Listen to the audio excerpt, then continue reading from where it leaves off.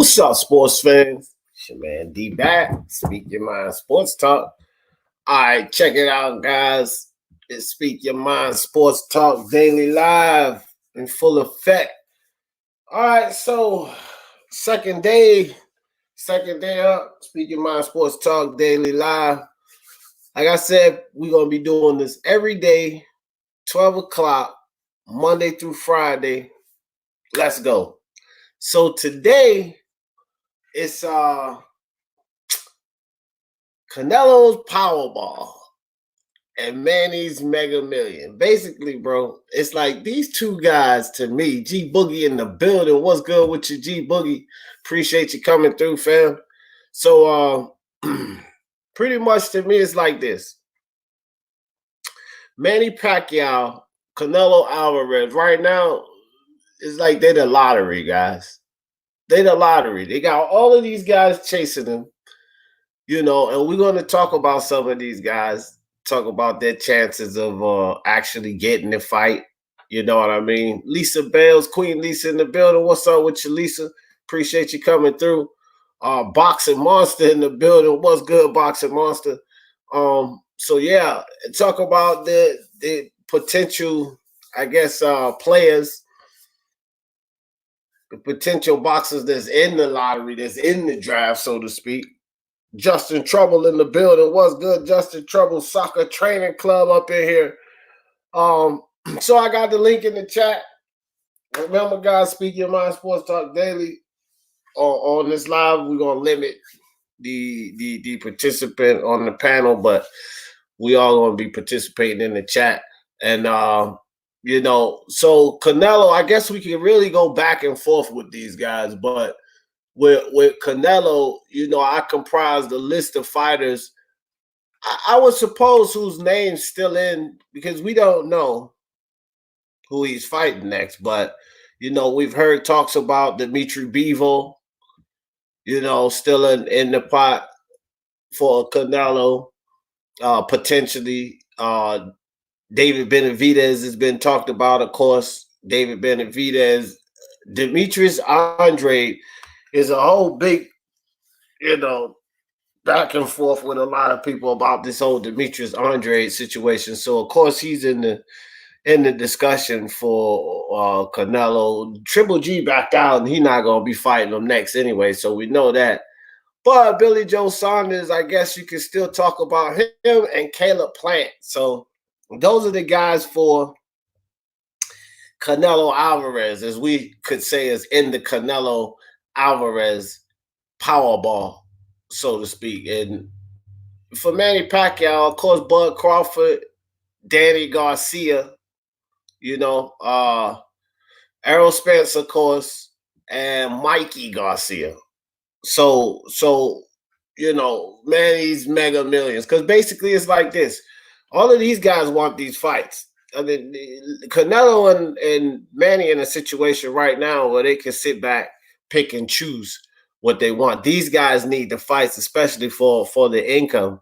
So that's basically what we're going to talk about today. Mar the Machine in the building. What's good with you, Mar? Boxing Monster said Canelo only has champions on. Well, I mean, who is he fighting though? You know what I'm saying? Boxing Monster, if you think about it, that's all he's fighting. And the list that I gave, that's pretty much comprised of the names that's in Canelo's hat anyway. You know what I'm saying? Like, those are the people that he's going to be potentially fighting. It's like, I didn't just make that up. You know what I mean? But when you think about Pacquiao outside of, well, no, because Mikey ain't no damn champion. Pacquiao, well, yeah. But Pacquiao, Mikey Garcia would be a big fight, as far as money, especially with Mikey being over there at the zone and everything. That would be a pretty massive fight, as far as money. And both of these guys, like, before we get into that, guys, so let's start off with Canelo. And I'll start with Dimitri Bivol, because Bivol has been you know, I already talked about going down to 168 and seeing Canelo there. Now, it's all about his Canelo camp interesting. Now, I have not heard Oscar De La Hoya say anything or Canelo himself say anything about fighting Dimitri Bivol. The last thing I heard, if anything, is that he wasn't going to entertain that fight. Willie Williams in the building. What's good with you, Willie Williams? Appreciate you coming out. But Demetrius Bivol is a potential. Oh, my bad. That's Benavidez. But Dimitri Bivol is a potential fight for Canelo Alvarez. I mean, it's out there. You know, Unbiased Boxing Talk in the building. What's good, Unbiased? So I think in this fight, and I don't think that Oscar or Canelo or Reynoso is even looking in this direction, because out of all the names that I put up there that Canelo could be entertaining, this is definitely the toughest fight. I don't want to hear anything about no plan or BJS or Andre or none of that. Demetrius Bivol is definitely the toughest fight for Canelo, because it's the fight, in my opinion, that he has the highest probability of losing. The rest of those guys, I'm comfortable with saying that Canelo beats them. But with Dimitri Bivol, I'm not comfortable saying that, and I'm not saying that. I think that Dimitri Bivol is a guy that could potentially beat Canelo. So I don't think any of them are looking to go into this fight at all. Samuel Shaw in the building said, "What up, everybody? Just hiding and hiding in the bushes." Listen, Samuel Shaw, you hiding, bro? Black and Brown Boxing in the building. What's good? What's good?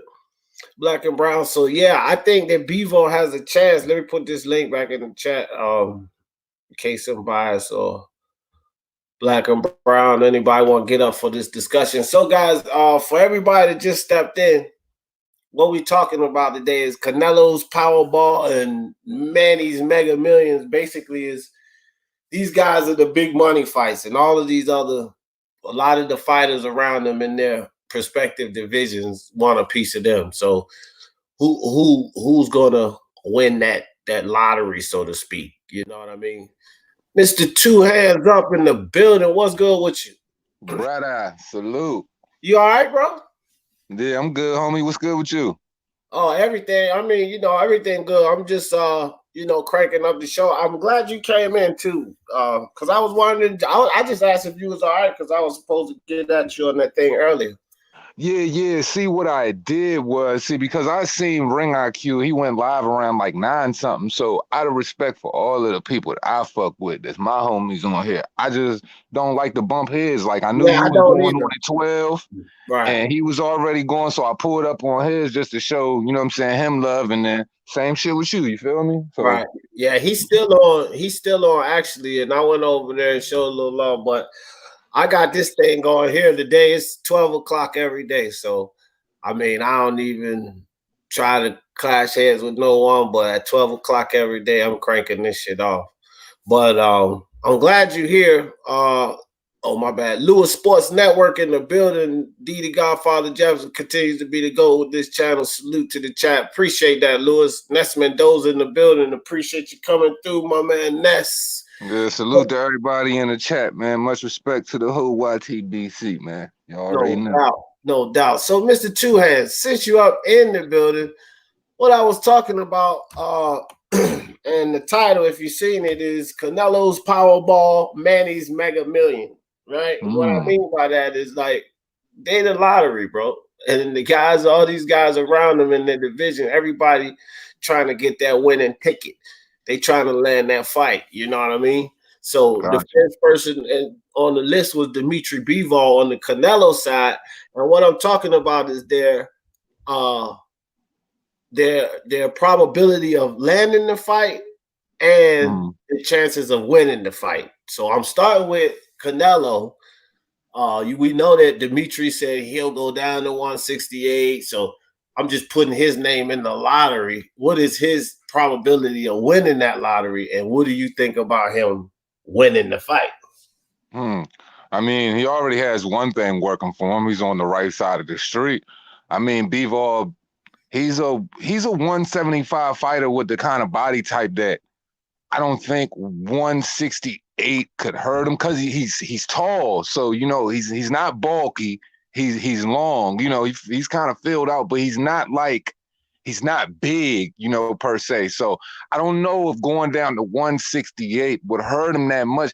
No, but I've never seen him down there. So seeing him there for Canelo, I would kind of like just for his sake, I would like to see him at least take on somebody at 168 before jumping into that fight, so I could at least see how, you know, the drain goat works in his favor, if it works or works against him. But as far as Bivol, yeah, I mean, I don't see why that wouldn't be a good fight for Canelo. I just think that do you think that'll entice Canelo right now, considering that, you know, he's got Benavidez, who's a Mexican, and considering like when is Cinco de Mayo and like May and shit like that? Yeah, I know it's the two big dates for the Hispanics in September and May. So May is already gone, May 5th. That's my daughter's birthday, Cinco de Mayo, but it's another date coming up in September, and you know, they're definitely trying to get Canelo in there. But I've honestly, D, I realistically would feel like, and this ain't, you know, and I rock with, you know, I like Plant and I like Benavidez, and I definitely rock with Benavidez, especially his heart. But I just feel like with those guys being on the premier boxing champion side of the street, maybe that would be just a much easier fight for, you know, for him to make for Bivol than to even make with those other two, with them being champions. I'm just saying, just for the recent pattern of history, bro, I would just have to see something different, you know, and that would just have to play out with all action for me. As far as those guys fighting Canelo, you know, if he was to call on Plant or David. Yeah, and that's where, to me, that's where the probability side of this work in. And you know, like I believe that that guy, I wanted to shout out that guy. What's up, that guy, for stepping in? And my son up in the building, Tay Powell. What's up, son? I gotta start giving my son more praise, bro. Hey, my son Tay Powell in this motherfucker, dog. What's up with your son? My son up in the building. Hey, you know what I noticed? I was looking at one of the lives, right? And I always give people shout outs and shit. I'm like, yo, my man G Boogie. And then my son step in. I'm like, my son in the building. What's up, son? And then, you know what I mean? I got to start giving myself more shout out. But anyway, I agree with you, Mr. Two-Hand. I think Bivol could take Canelo out of there, though. You know what I mean? Like, I think that's the guy that could beat him. But as far as the probability of the fight, I think it would be easy to make or whatever, but he has a low probability of getting it because he's too dangerous. And I'm pretty sure that Reynoso and Oscar knows that. You know what I mean? I think that Bivol, man, you know me, man. I've always been real high on Bivol, and Bivol probably could be that type of dude to be like, you know, I come down 168 just finesse that shot at Canelo, and it probably not even be a disadvantage to him, even in the weight drain, considering that, you know, he is very young. And like I said, coming down to 168, I don't see that being that much of a problem for him, considering he said he could do it already. He's a smaller 175 pounder anyway. Right. He's the smallest. Right. He's the smallest of all the 170. He's smaller than Vazdik, Kovalev, and Beterbiev. So, you know, I don't think the weight for Bivol would be too much of an issue. But the fight for Canelo would be much of an issue. You know what I mean? That's just my opinion. Let's hit the chat right quick. Soccer Training Club said, D, you made a good point about Benavidez versus Callum Smith and BJS Saunders versus Canelo. Plant, great match. Oh, yeah, for sure, bro. Yeah, it was all really good. I love those fights. Soccer Training Club. Yeah, salute to you, fam. G Boogie, greetings and salutations, everyone on Indeed. I think he meant to say Indeed, the Godfather, D Jefferson, Speaking Mind Sports Talk. If you appreciate the commentary, smash the like button, support the hardest working man on YouTube land. Appreciate that, G Boogie. Yeah, bro. Yeah. So Bivol, he could win the fight. Probability of getting it, kind of low. And that's my man Carlos in the building. There are Mexican holidays, I Independent kind of Day think like, for the 16th and May 5th. Yeah. September and May. Yeah. I I don't know, got you, like, what is he Carlos. I doing? knew that one, Carlos. What is his main goal for wanting, Canelo for? I know earlier he said it was just because he wanted, he wanted a legacy fight. Now, is it because, what's going on with, just the World Boxing Super Series and that's going to be at a stand still with Brady and Dorticos, or, so that ties up, champions, or is it the fact that I don't know. Is it and with is I don't see it being hard for him to get a better B fight. Like, I mean, shit, Bob Arum will work with him. It's not going So to be hard. I don't think, I mean to cut you off, fam, but it won't be hard for Canelo to get any fight. hell The no, hard part is not at all. it's the hard part is for the guys, like I said, to get the winning lottery ticket. That's why I call Canelo's Powerball and Manny's Mega Millions, because it's these guys that want to land the shot. You know what I mean? It's almost like you basically might as well not even jock for it then, D Jeff, really, because it's not even about what you want at the end of the day. It's just all on your preparation. You just might as well just stay mentally and physically ready for that phone call. And then when you can, and if you get it, you know what to do. Yeah. Well, yeah. No doubt. No doubt. So, well, that's Bevo. To me, let's go to the Pacquiao Mega Millions. And in my opinion, his toughest opponent, which easily I think everybody will agree with this, that is on the potential, which I think is the same situation here, which, even more so, I think Bud Crawford beats Manny Pacquiao. But I feel the same way about this. Like, yep, it's unification. Yep, people want to see the fight. Yes, Bud will beat him, but probability of this fight happening is like slim to none. I mean, D Jeff, man, look at the fucking look in his eyes on that picture you just put up there, man. Why the hell would he want to fight that guy, man? You know that nigga's a straight nut in the ring, bro. You know what I mean? He looked like he ready to do something. He love that shit too much, bro. Look at the look on his face. Yo, whole chat. If y'all ain't looking, pay close attention to Bud's eyes right now, bro. He love this fighting shit too much. He is on a full-on 187 kind of mission right now. Right. That motherfucker try to take him out. So he got that Benavidez thing going on. Appreciate you coming through. Shiz Biz in the building. What's good with you, Shiz Biz? Jackal Davis just stepped up in here. Yeah, so Salute. I don't think that. Go ahead, Mr. Two Hands. Go ahead, rock out. No, I was just gonna say, like, look at this motherfucker's eyes. That's that same grin, and that's that same look David Benavidez gave Darrell. Yeah. And look what happened to him. He had a whole pussy over top of his eye. Open wound. Hey, look, man, I'm telling you, dog. I don't think it's gonna be much argument. I'm paying attention to you guys in the chat too. So if you want to chime in on these fights, if you guys disagree, but I think everybody pretty much should agree with this. Low probability of this fight happening. Pacquiao's team, as a matter of fact, said months and months ago that they didn't want any part of Crawford.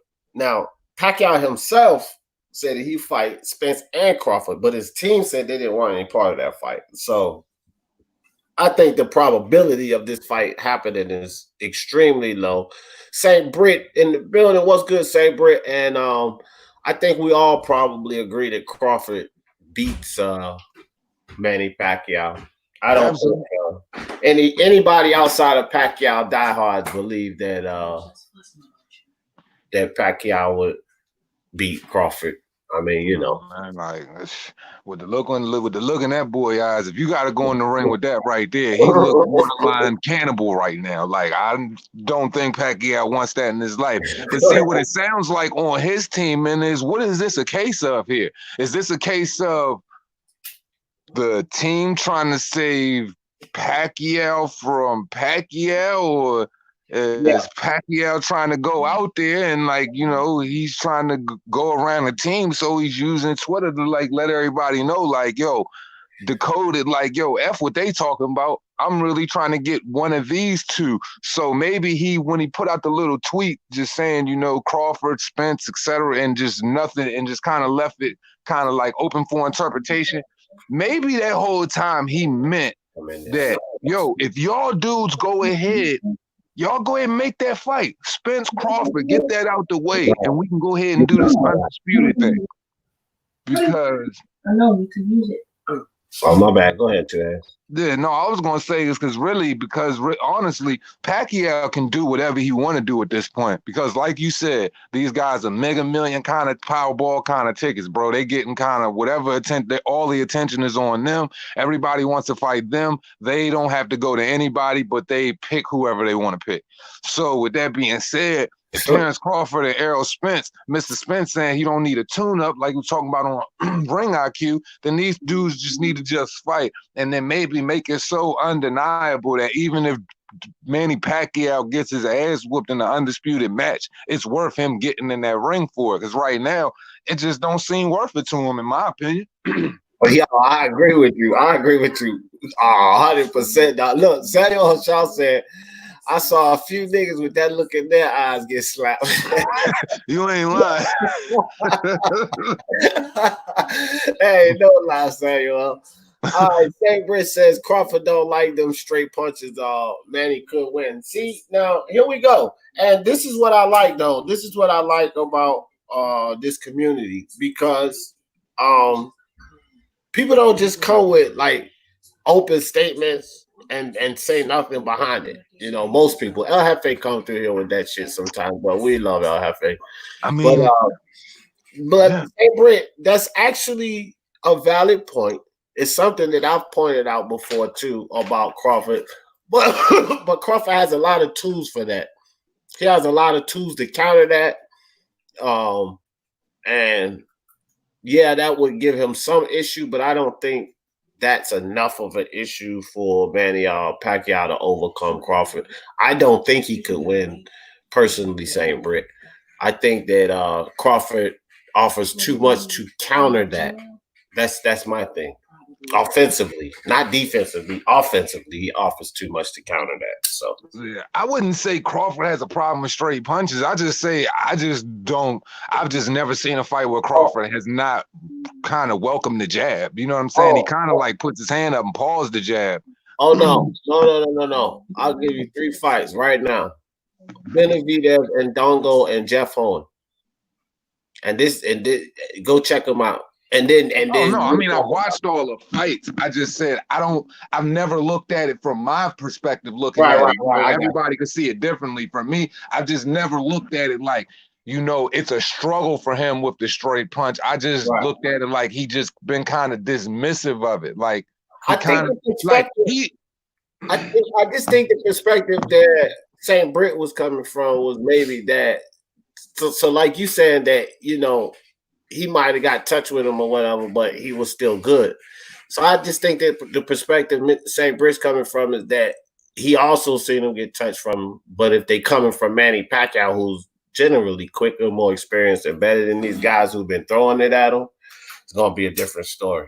Yeah, it's a different bag. But the one thing that I was going to say to add on what he was saying was the difference between those other guys and Terrence Crawford and straight punches is Terrence Crawford is the type of motherfucker that he just loves fighting enough to want to taste blood with you for a little bit. So I think it would be kind of interesting. Say if those guys were to meet in the middle, I think those two would straight bang it out for a second. I think Crawford and Manny Pacquiao wouldn't mind making it that kind of slugfest for a little bit. You know what I mean? Like that kind of Marquez Pacquiao thing. Not that many drops, and not saying they're gonna get dropped like that in the first round. Like Marquez Pac won, but I think those two are the type of dudes that they want to feel each other's shot for real. See who's gonna be pulling punches, and I think they kind of would meet each other in the middle and wouldn't mind exchanging in the pocket a little bit. It would be fun to watch for real.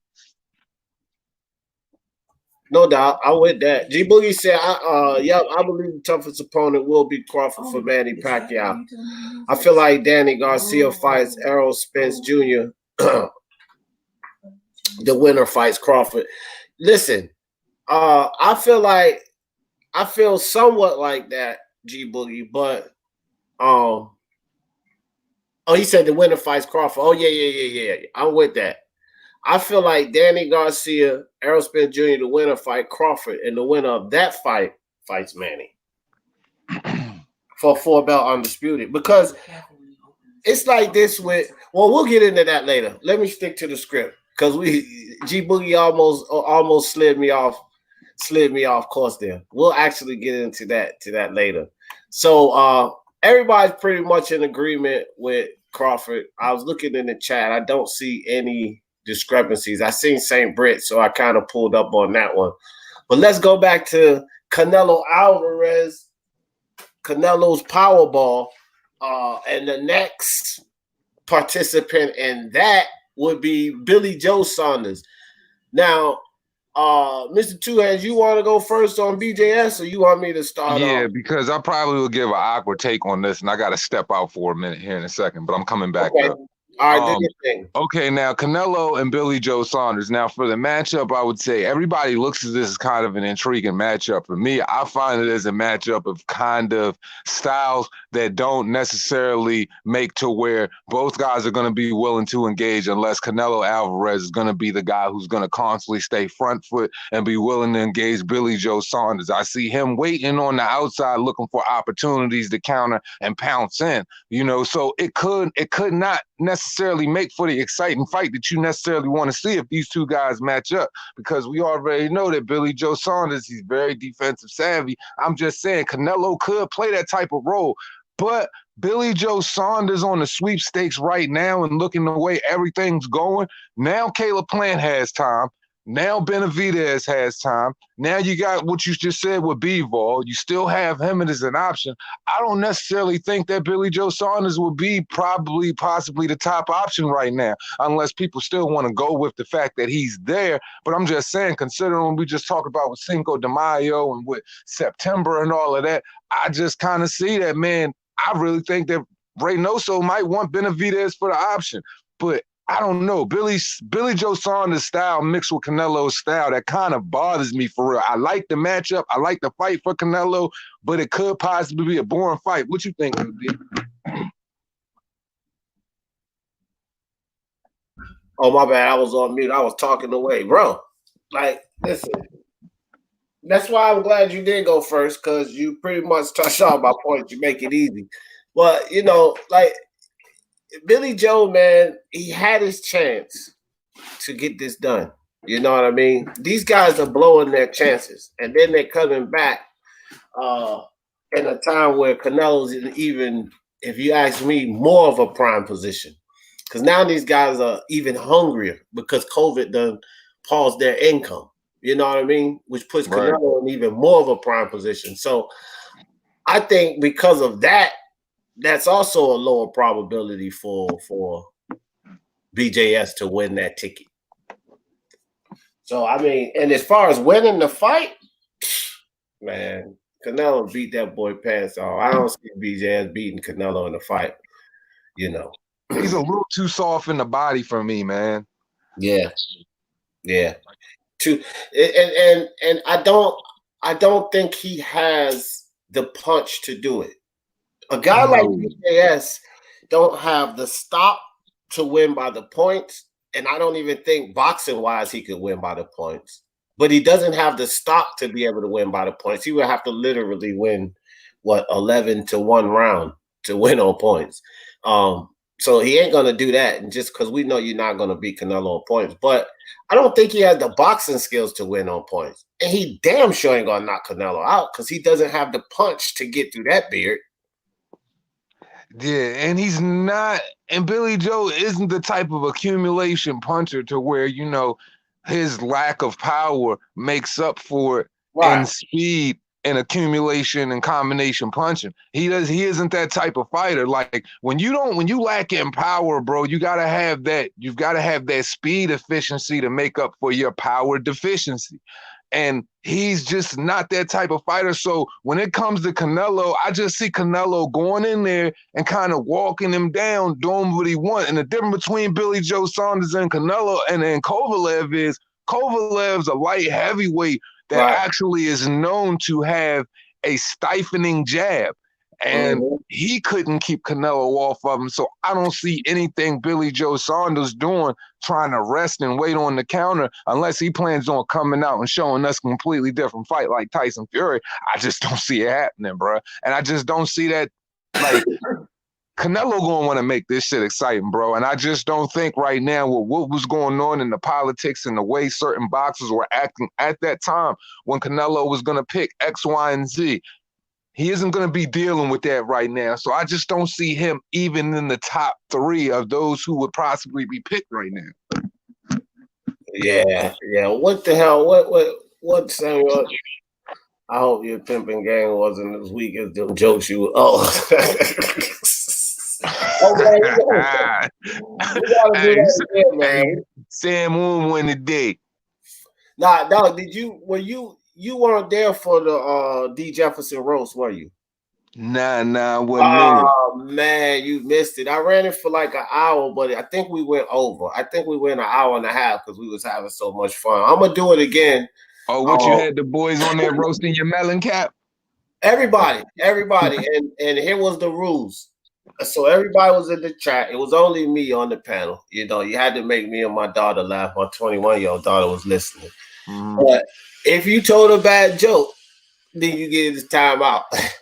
That nigga Justin Trouble got about 4-5 timeouts. So that's what Samuel was talking about. I hope your pimping game wasn't as weak as them jokes you was hitting D with. He was talking about that shit. Because he got about 4 timeouts on that bitch. We had a good time though, bro. You gotta come to the next thing. My man was on full punishment. Nah, he dropped some good ones though. He had some good ones, but he was just the king of telling the bad ones though. You know what I mean? It's all good, bro. We just gave you the trophy for being the king of jeers for the evening. It's all good. Yeah, he had it. He had it that night. He said he gonna come back with that fire next time though. Yeah. We gonna do it again, bro. That was good. That was good fun time. But back to Billy Joe Saunders, bro. I don't really, I don't think he gets this fight, and I don't think he wins the fight, even if he do get it. If he do get it, it'll be some shit like it's a rush thing, or you know what I mean? They just had to get somebody because everything else didn't fall through. That's how I look at that. But as far as him winning, I don't give him any chance to beat Canelo. To tell you the truth, I don't see what he has that could be a threat to Canelo. I mean, I looked at it. Matter of fact, I was just in a watch party with Unbiased. We were looking at Billy Joe Saunders versus Eubanks. And so, even when I study him down to the T, Brown gone one, what's up with you, fam? I don't see it. I don't see what Billy Joe could bring to the table. So, as far as the Canelo's Powerball, Billy Joe Saunders should probably just throw his tickets in the trash. Right. I think Canelo is in a real difficult spot right now, fam, because it's like, what do you do with a unified champion at 23 who already seen, the most defensively sound fighter of this era and quite frankly and quite possibly any era, and is won, every match after that, like it's like everything's like slowing down for him. It's kind of bad when you're saying like Billy Joe Saunders doesn't stand a chance. It's like, what are we going to do for this guy? Like, that's why, like, I really think that Benavidez really came up, and not because that's necessarily tough for Canelo. I think it came up because for Reynoso and Canelo, because the people would feel like that's going to be tough for Canelo for real, because he needs something that's going to get him up out of bed and give him that edge. I mean, he already has that edge. He's always ready, but it's like it's slim pickings for a guy that's got such great ability, for a guy that is the marketing cash cow, for a guy that really does change opposing fighters' lives. So it's so many different stories that you could write behind whatever fight that has to deal with Canelo. But it's like slim pickings due to his talent, due to his market value, due to his threat level. It's like, what do you do? It's like, it's almost like the guys that are available to him, it's just like, can he do it? Can he do it? We got to think of people that are of greater mention than the ones that are even in his weight class most of the time, because I don't think it's enough. It's not enough excitement behind the shit most of the time. It's like, what can we do for this guy, man? Fact, bro. Facts. So, y'all, chicken in the garbage, BJS. You ain't getting it. I'll move back over to the Manny Pacquiao Mega Millions and Errol the Truth Spence. So, now it's a slim chance that I say Errol gets this fight. I'm gonna start off with this one, just because he's saying that he wants to fight, but they're not talking. His camp not talking like he getting a fight.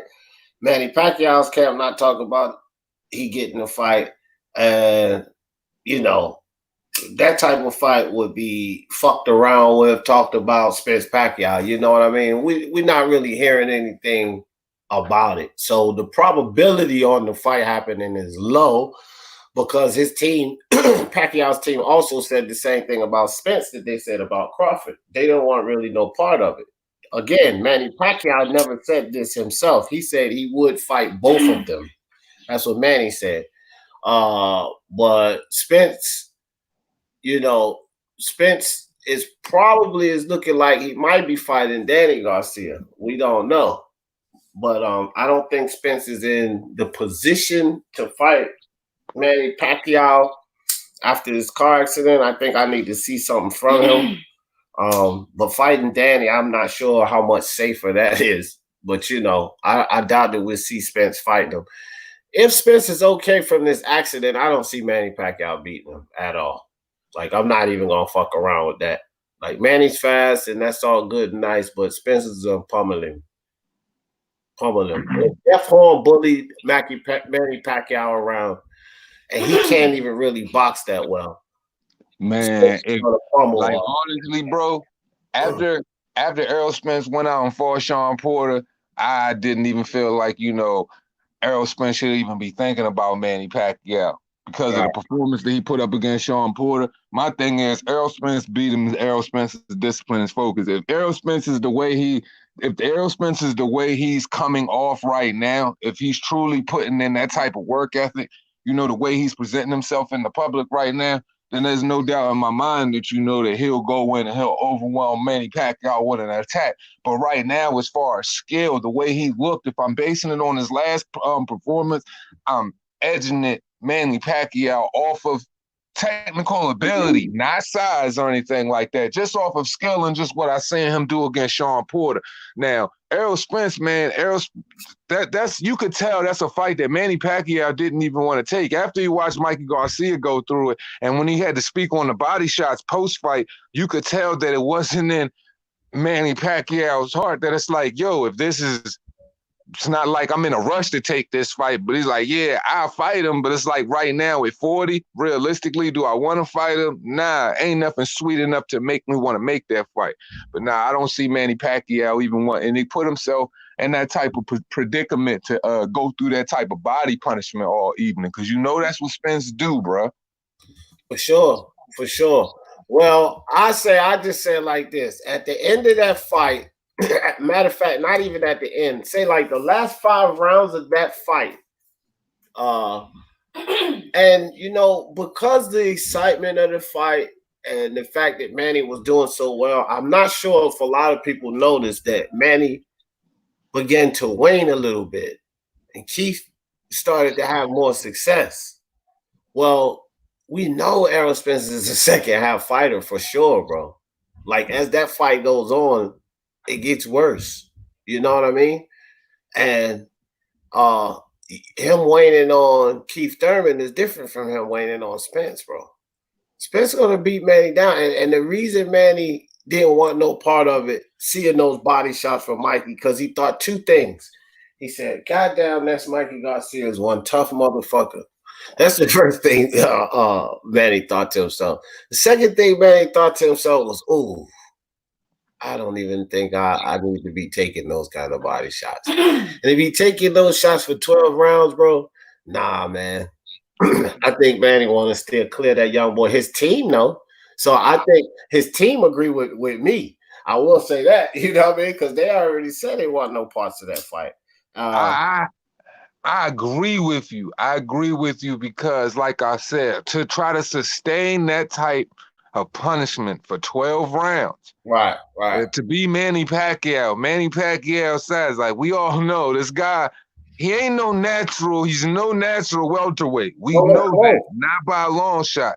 To sustain that type of attack from a guy that has no business truthfully being at 147, who basically hurts himself trying to make it there. Who knows how long he can even stay at 147.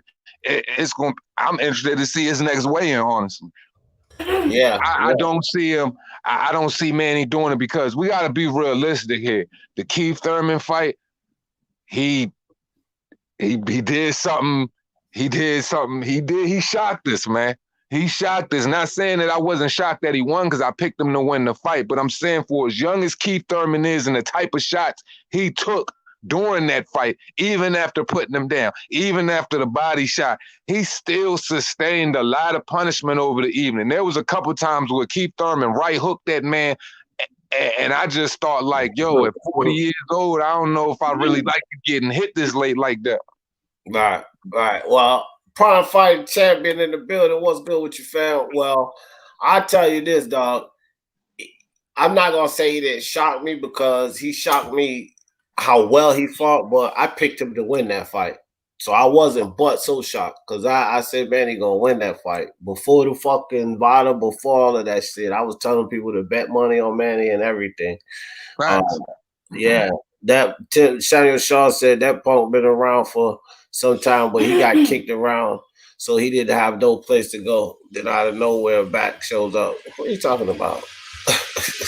See, man, that's the thing about. That's the thing. That's why I edged Manny Pacquiao for that fight leading up to it, man, because I was like, Keith Thurman's whole mentality going into it. And honestly, to me, that should have been a passing of the torch fight. If Manny would have lost that fight, I'm sure he would have rode off into the sunset. Keith would have been that guy over at PBC. You were supposed to take that fight and make that fight your moment, but you got outclassed.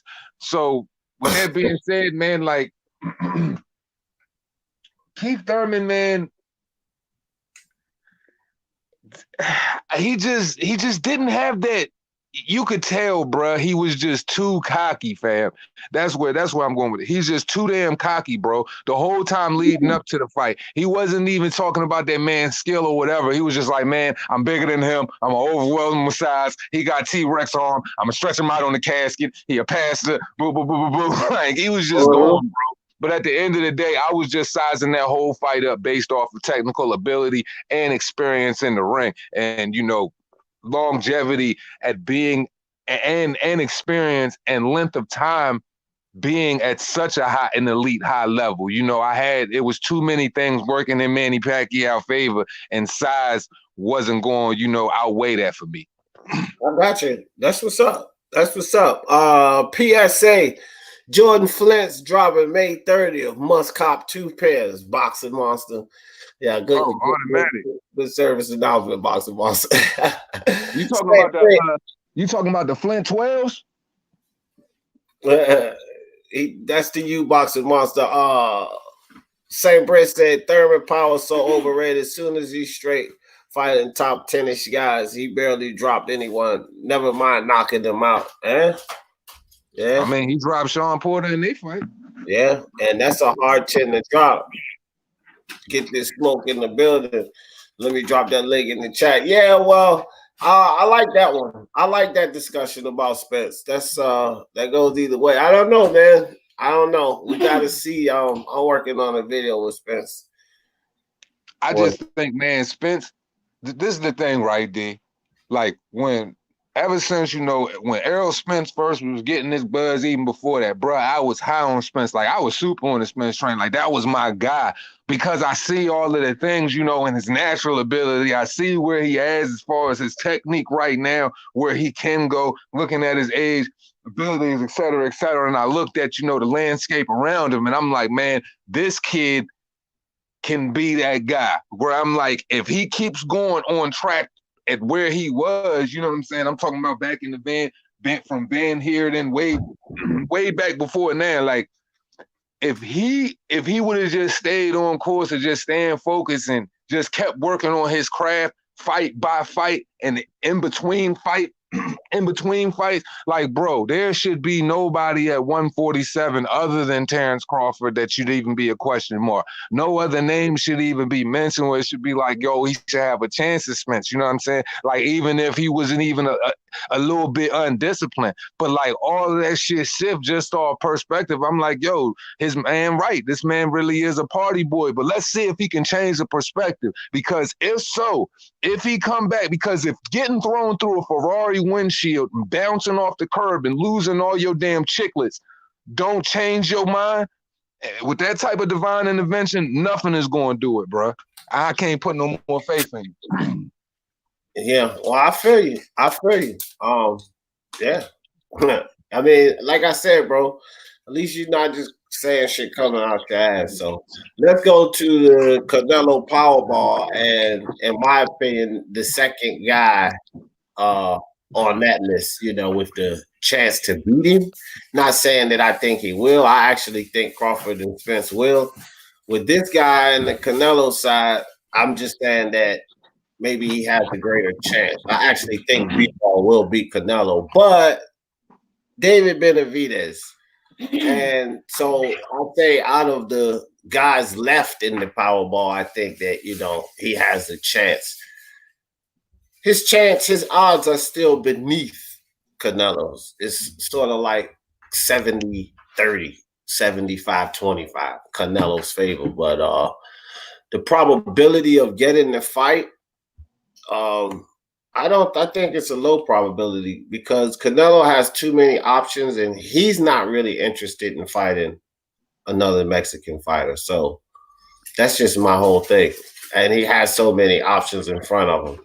Benavidez is young, and I'm pretty sure Canelo is looking to the kid's future. It's not just about not fighting him. It's just if he gets beat up by Canelo now, that's a loss on his record in this day and time, you know, the loss, all of that dumb shit. You know what I mean? Man, with this kid, honestly, it doesn't even matter. But which, like, kind of segueing off with you, how you were just ending, I was gonna say he could kind of save David Benavidez, save him for the crowd, save him for next May. You know what I mean? And that way, you really gonna sell him out, and the kid's gonna be a sold out star after that. Like, this is the thing, though, and it all depends on hype. Win or lose, it's just based on him going out and putting up a valiant effort, putting and performing to the best of his ability, going out against Canelo. But I mean, when we're fighting Canelo or people that are fighting Canelo, the bar shouldn't just be if he does good enough. Nah, that kid is going to go out there and actually believe he can win. And I think that's what makes him the dark horse of 168. I put him above all of the other guys at 168, then Canelo, based off of his fucking heart, man, his heart and his toughness. You know, every other guy Caleb Plant might be more technical. He might flow. He might do this. It might look better or whatever. But that ugly thing that those guys don't have, that grimy, that gritty thing that comes out of that comes from the concrete, that comes from the struggle that you just can't teach or whatever, that thing that just comes from heart, like, he just got that thing, bro. So I just think where, you know, other guys would be worried about the feel of a punch, he would go through those punches, you know. So I think he's probably got more of the chance of beating Canelo now. The opportunity to have a fight, he Mexican, so you already know that boosted. The only thing I see standing in the way of that is the PBC. But if the kid wants it, I don't see the PBC being able to stand in his way if he want to make the fight, though. Yeah. Prime Fighting Champion said if Eubanks handed a lot of uppercuts on BJS, imagine what Canelo would do to him. Yeah, and he was laying a lot of leather on him prime fighting champion. That's for sure. So good point there. So yeah, man. This kid, man. I think like Mr. Tuan said, put him on the shelf, bro. If you are gonna fight him, I don't think that the fight will happen. Now, if Canelo say he fights, I don't know, BJS plant, whatever. We'll talk about some of that later. But if that was to happen, then eventually putting him on the shelf with Smoke, come back in. I don't know what happened. I tried to put you in. You must have lost connection. But if that fight was to happen and Canelo gets a belt up there, then eventually, unification may be interesting. So, and then it would be huge too. So, but I think shelving him would definitely be the case.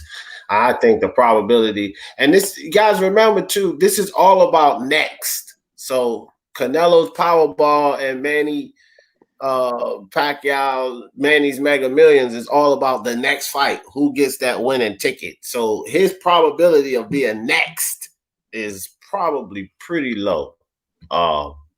And the his chances of winning, in my opinion, are also as low as the probability of him getting this fight, which is good for him because he don't need to get beat up this soon before he gets some of his skills under his belt.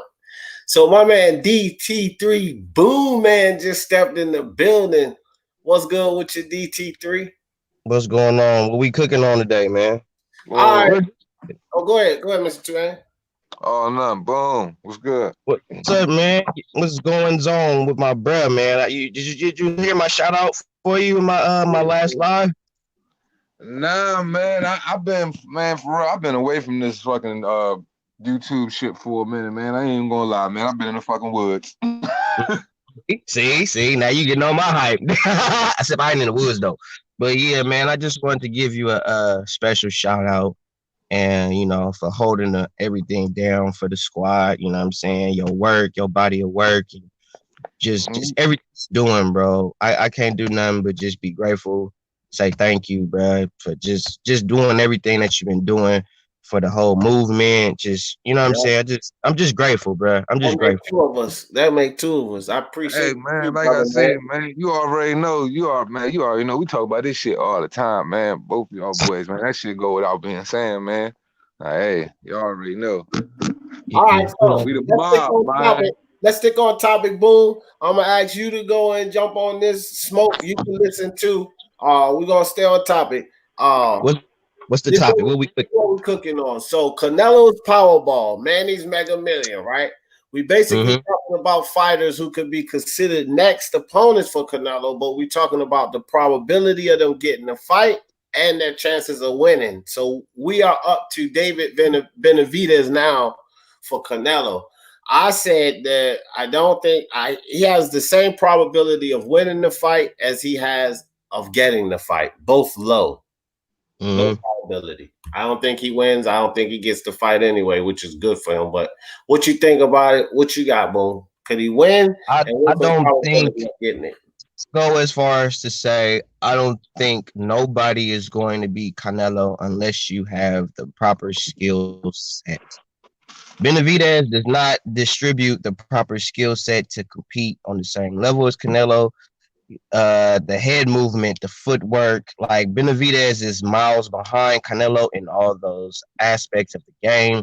I haven't seen Benavidez show a tremendous amount of great footwork. I haven't seen him show tremendous good punch selection, accuracy with his punches. Now he's a volume puncher like a motherfucker, but I don't see him really touching up Canelo. I don't see him bullying Canelo, because Canelo's a big, people fail to realize that Canelo's a big guy too. He's a short shit, but he's a big, stocky, short little shit. So, Canelo got some size to him as well, and Canelo got some pop to him. You know what I'm saying? Ain't nobody finna sit up there and just let Canelo punch on him like that. So, I think with Benavidez, he would display a lot of slick head movement. I think with a fighter like Triple G, he'll just walk him down because he'll just take punishment. But a fighter like Benavidez or a fighter like Daniel Jacobs, somebody that he can't go blow for, I wouldn't say he can't go blow for blow with, but you wouldn't want to go blow for blow with. he'll show dimensions of his defense. Like when he can't just go offense for offense, he'll show his defense. And I think he'll show that in the tougher opponents like a Benavidez, like a Bivol, or a better Biev. He'll show more defensive prowess against those top caliber opponents. All right. Good breakdown. Great breakdown. Smoke, you got the question, you got the topic, you got it, don't you, dog? Raider from LA, what's good with your fam? El Jefe in the building, what's good, El Jefe? Smoke, Eaters. Smoke, your mic on mute. This nigga here, man. Well.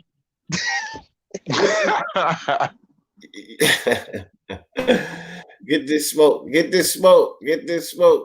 All right, fuck it, bro. We gonna move to the next one. We get this smoke, get this mic straight. Right. But I do want to touch on what you said about Spence before you go on, because I was trying to get on with the Spence, but my phone was tripping. But Pacquiao, what'd you say? Pacquiao Spence. Yeah, I think at first I was like, Pacquiao could get Spence, easy, blah, blah, blah, blah. And I was saying, but Pacquiao is shorter, a lot shorter than Spence. And I think the way that Spence fought Mikey Garcia would be the same way he'll fight Manny Pacquiao. Now, don't get me wrong. Mikey Garcia is no Manny Pacquiao by no means, leaps and bounds, completely different. But I think with Errol Spence utilizing his reach, his size, and if his power is what people say it is, or half of what they say it is, he will actually be able to mummify Manny Pacquiao's forward advance. He'll have him second guess if he constantly pops that jab in Manny's face. And I think that was something that I think Keith Thurman should have did that he didn't do. But I think with Errol Spence, I think if he keeps the jab on Manny, and plus, Errol left-handed, he's a southpaw. How many southpaws has Manny Pacquiao fought and beat? So I think with that, it'll pose a different look for Manny. Manny isn't used to seeing on a regular basis. So I think that's also going to pose a problem for Manny too, is Errol being a southpaw and boxing him. And I think for Errol, he has to box Manny and then pick his spots when he wants to go in for the kill, like he did with Mikey Garcia. Box him. And then when Manny think you finna box, go in and start brawling him. That's what I think he should do for Manny. And I think that's the only way he could beat Manny. All right. I got you. Shit, good breakdown again. But okay, so the next guy on there. Oh, Raider says Canelo versus Benavidez, not 99% fight. Does not. Yeah. I was with that too, Raider. I said very, very low. Yeah, we said there's no chance that happened with unless very we would have to see it happen to believe it. Right. So all right, guys, so let's crank up the next guy. We're back over to Manny's Mega Millions. Now, these fights are where they're a little more probable, and probably we're going to have mixed opinions about who could win. I know if DSFG was in here, definitely Danny Garcia will win this fight.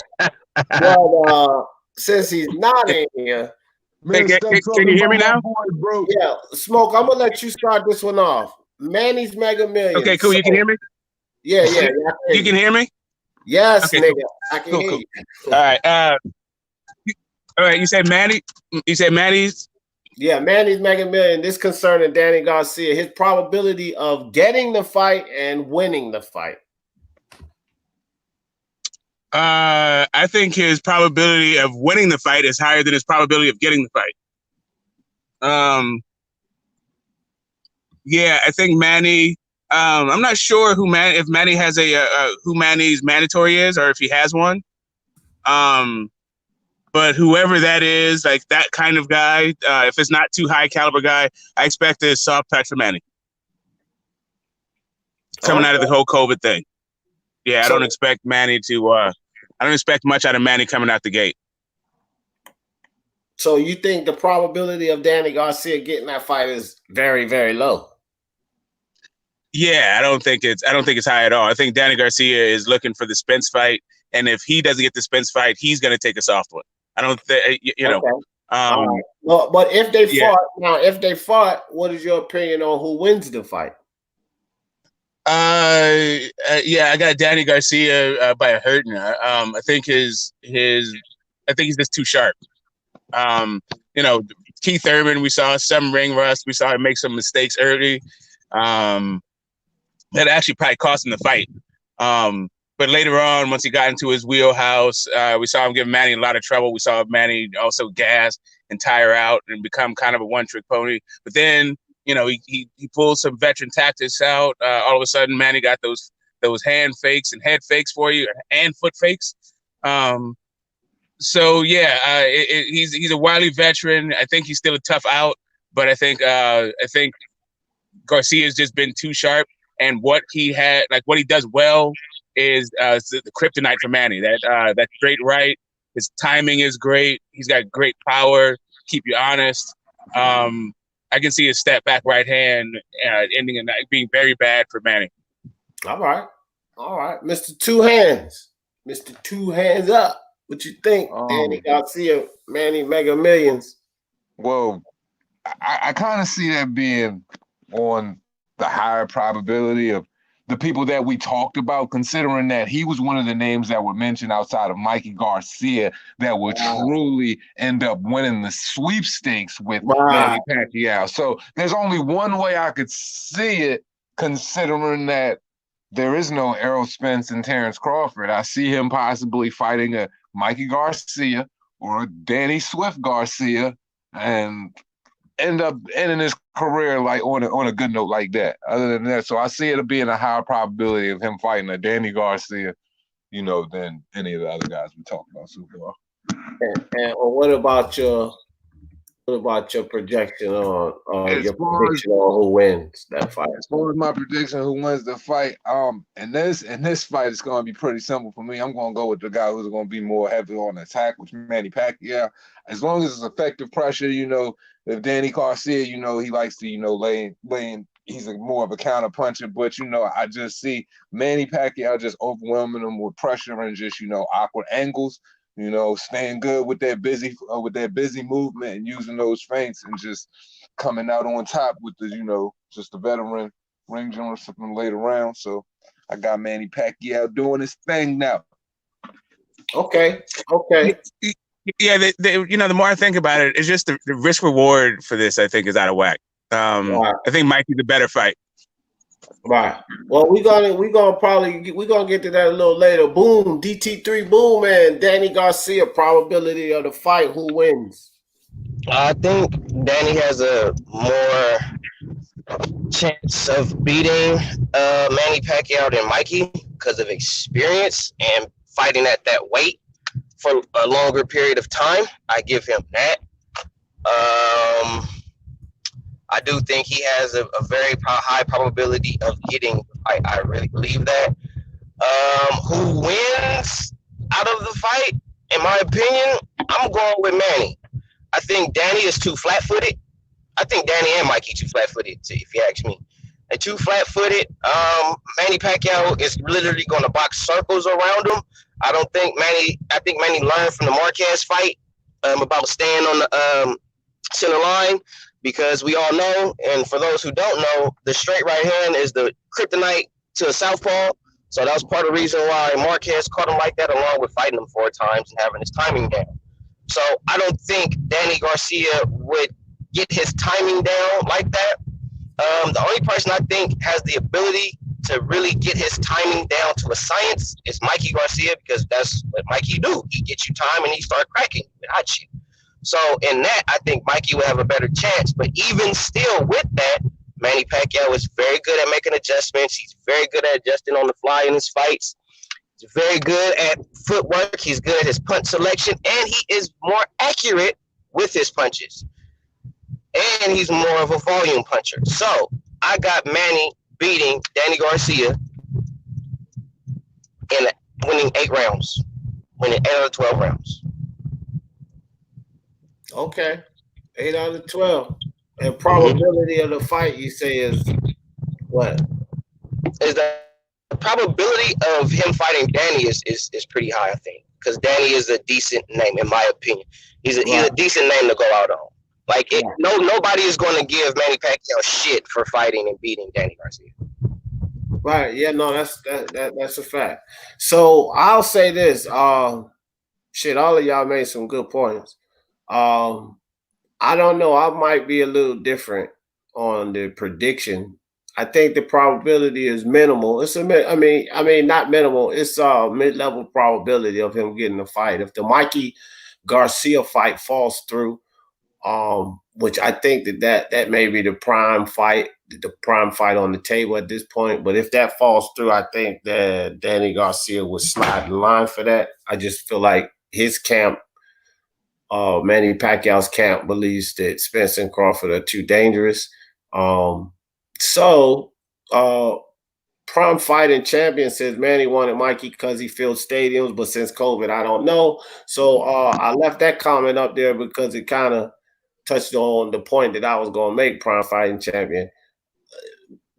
Be that may, that happened, Mikey's with the Zone now. So we don't have to worry about what the Zone's finances or what their business plan is. They're throwing around a lot of money. So I think that they could replace some of the value that would have been lost from the stadium situation. Some of, not all of, but some of the value. So I think that kind of counteracts that.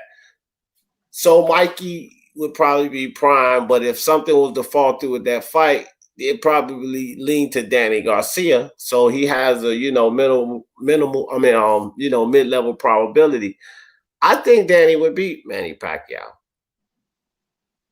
I think he would beat him.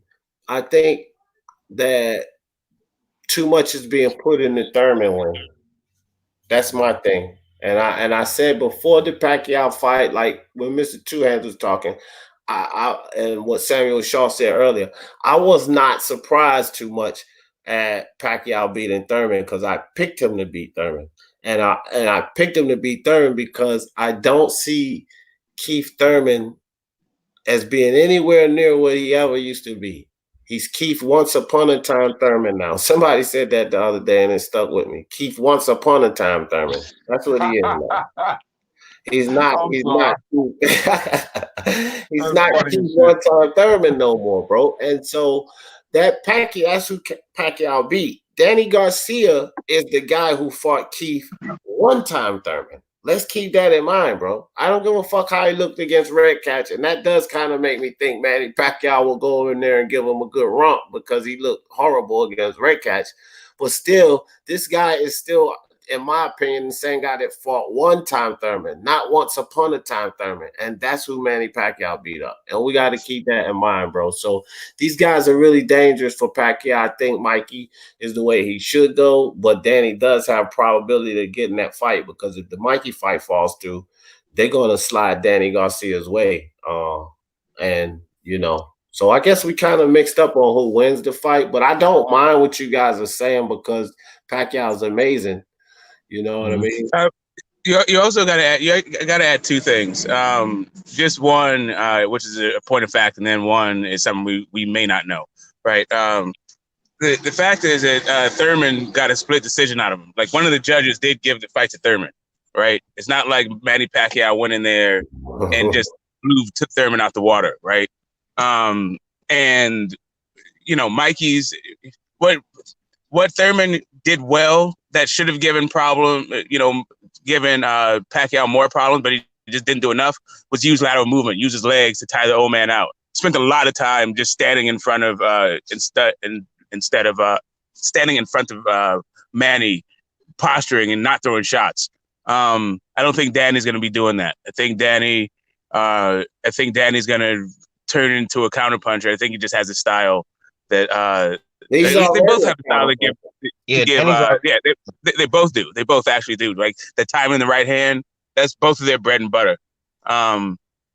If I'm Manny, man, I'm trying to get a soft touch, not one of these two guys who will mess up my real big payday, which is Errol Spence at Cowboy Stadium. That's actually Mikey's exit plan in boxing, as far as I can see. I don't really see him going for these second and third level kind of fights that will mess up his big payday. I just don't see it.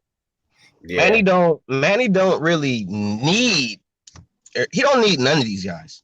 He don't need spin. No. Not neither of these guys do, Boone. That's why it's the Canelo's Powerball and Manny's Mega Million, because these guys are trying to get the winning ticket. So neither of these guys need none of these motherfuckers.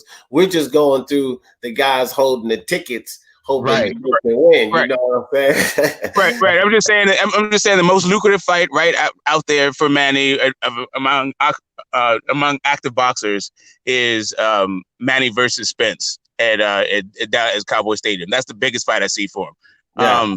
But the other part of that, the other part of that is the Mikey is not to me. Mikey went to the zone for one fight. Hold on, smoke. Hold on, because we're gonna come up on that, so you can give your thoughts when we get to there, because we actually gonna come up on that. Let's go back to the Canelo Powerball side of things, and we're gonna get on Caleb Plant and Canelo, because his name is kind of back in the hat now. He turned down the fight because he said 75 days wasn't enough time. Bullshit. As a professional fighter to get ready, which I felt was bullshit, and as you guys can hear, Boone did as well. But now he's back in the hat because of the BJS and Triple G and COVID-19 debacle. So probability of Caleb Plant getting the fight and his odds of winning the fight. This time, let's start with Mr. Two Hands. Well, I'll put it the same way. I'll pretty much sum it up the same way I summed it up with the David Benavidez thing. The probability of him getting that fight is, I would have to see that happen. That's something I would have to see, considering I'm just considering the pattern of behavior with premier boxing champions and working with other fighters. Now, as far as Caleb Plant, man, White Chocolate get a hood pass. He got a hood pass in every ghetto all across America, man. You know what I'm saying? He the hood favorite white boy. Everybody like Caleb Plant. You know what I'm saying? I would love to see him fight. I would love to see him fight Canelo stylistically. You know what I'm saying? I think he's a dog. I would like to see him in with more top competition. Considering that Utsukagi, I probably butchered his last name like I always do, was the guy he's been in with, and he just destroyed Feigenbooth. So, I just want to see, I would like to see the fight. And it's just, if these fights get made, so the percentage isn't that high for me. I think that's a highly skilled match because both of those guys can box very well. So with that match, I would really like to see that one. I think that one goes to scorecards. Yeah, Black and Brown. We just kind of, his name is back in the mix because he kind of put his name back in the mix, really. So we just discussing what we think their probability is of getting the fight. But, if you notice here recently, if you've been kind of following it, Caleb Plant has said, well, I'll take Canelo fight now and this, that, and the third. So he's put his name back in the mix. And the only thing I was saying, Black and Brown, is while BJS and GGG was written in stone before this COVID, his name was out of the mix. Like, it was done. He was going to fight GGG and BJS. But in a turn of events, those two fights are no longer, so his name's back in the mix. So, yeah, he did miss his chance at one point, but because of a pandemic, I don't think that everyone that said that thought that we had a pandemic coming either, Black and Brown. I mean, let's be honest about it, bro. So shit changed, so he's back in. But yeah, who was next? Who was next on that? Can I jump in so I can? Yeah. I think I'm about to have a technical problem. Go ahead, Smoke. Yeah, that I think I agree with Mr. Two Hands on this one about PBC. I think David Benavidez is probably going to get the fight before Canelo. But also could come over the top and surprise the hell out of everybody. But yeah, I don't expect Caleb to get the fight. He just doesn't have enough top level experience for me to pick him, but I think it's a good fight. And also he's got a tank issue. I think it'd be an entertaining fight. Well, actually, Canelo's got a tank issue too. Yeah, I would like to see. I'd like to see that fight. I think maybe Canelo hits harder. Maybe. Yeah, Maybe. yeah. I mean, I like to see. Like I said, you know, the only fight I've seen was that Kovalev fight at you know, it's a higher weight class, but we've seen Kovalev fold by guys who started off at lower weight classes. So, I mean, knocking Kovalev out doesn't really mean he's got more power than Caleb Plant. I I'd like to see the fight and see what it looks like, you know, for myself. Yeah, just like Mr. Two has, I'd like to see it. I think it goes to the cards. You know, I can't pick it's hard for me to pick Caleb Plant. Yeah, I'd have to favor Canelo in that one just because who's Mike Lee and Fagan Boots and, you know, yeah. I'd have to give it to Canelo on the experience and what I see. You know, he has a lot of wrinkles to his game. I'd edge it to Canelo. Toby Baller said, Caleb Miracle Grow Plant. LOL, watch my balls grow for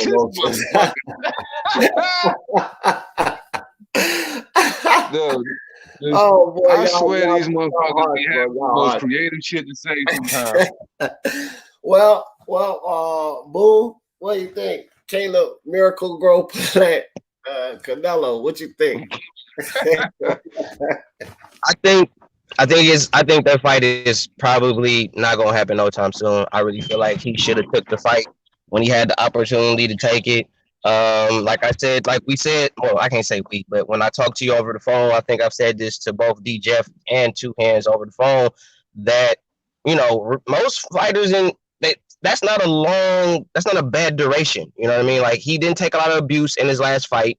So it wasn't nothing wrong with him taking a big Canelo fight right after that. It wasn't like he wasn't sharp. He was in shape. He was ready to go, you know, and I felt like he would be coming into a Canelo fight with the advantage because he was in shape, because he was already sharp, you know. So I felt he could have fought the fight, but he chose otherwise for his own personal reasons. But I do not think that Khalid Plant can beat Canelo in no shape, form, or fashion because of the hell he went through with Uzakai.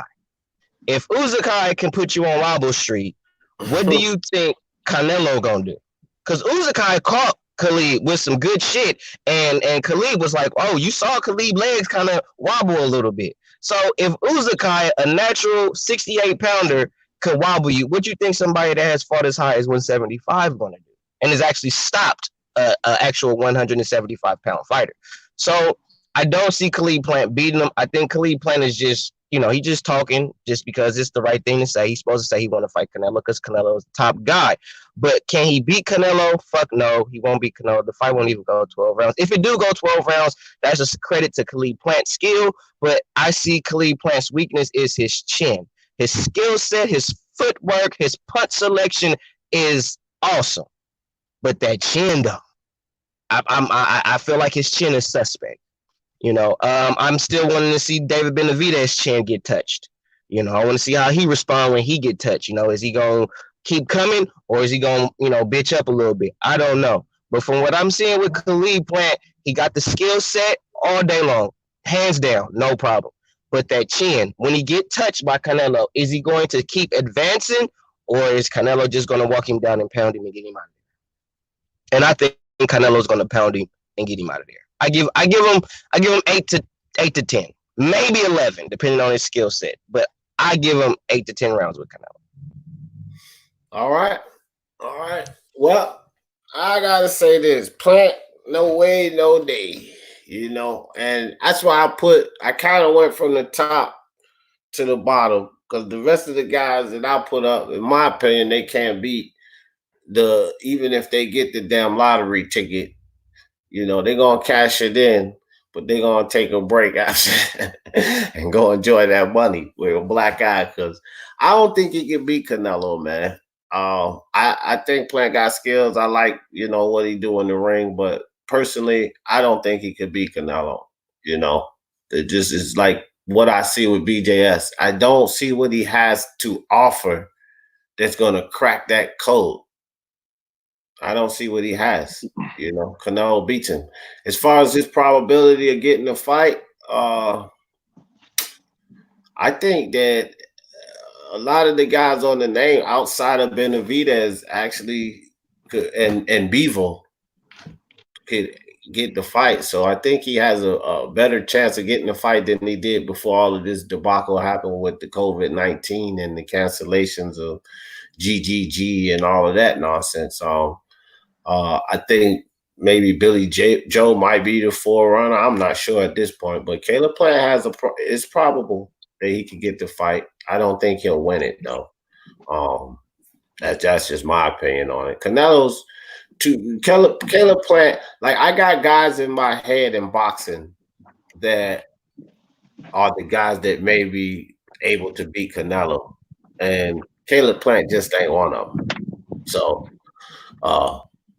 that's it. That's pretty much it with him. So next up on the table is Demetrius Andre. We're gonna stick in here with Canelo right quick.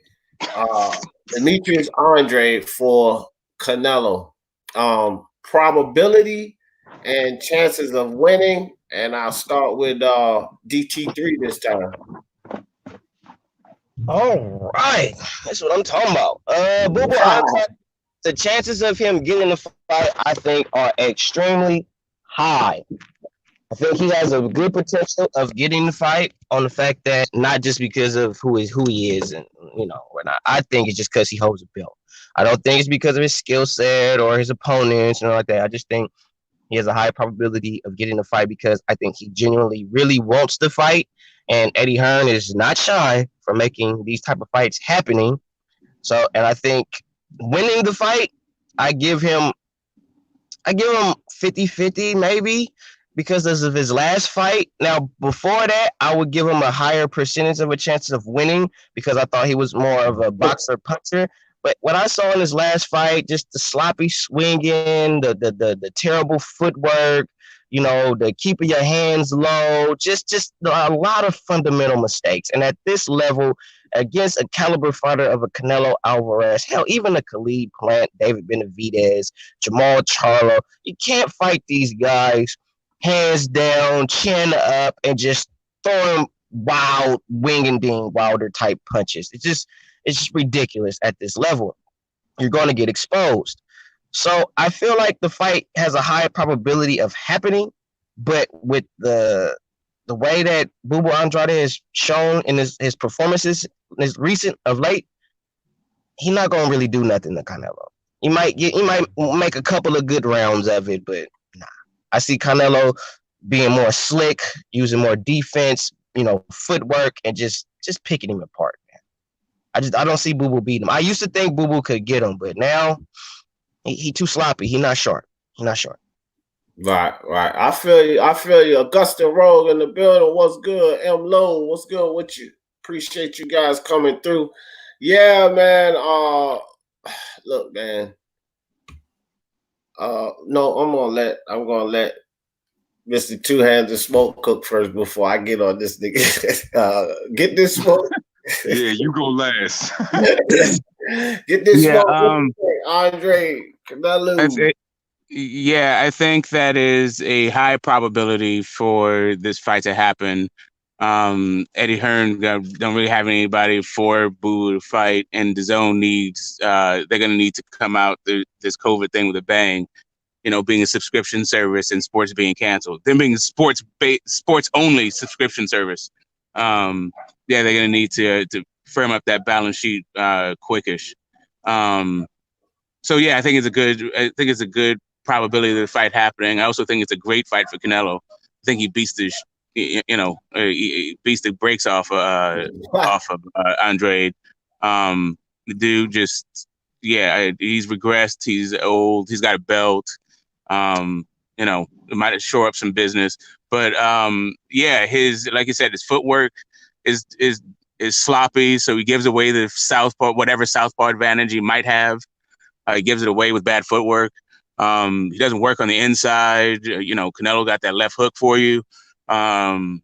He, from distance, I can imagine him giving Canelo some problems, getting behind the stick, but even his jab isn't that active. I don't think it's active enough. I think Canelo's going to whoop his ass. Hell, Smoke. Does Boo Boo even have a jab? Hey, yeah. I mean, he's sticking up. Yeah, go ahead.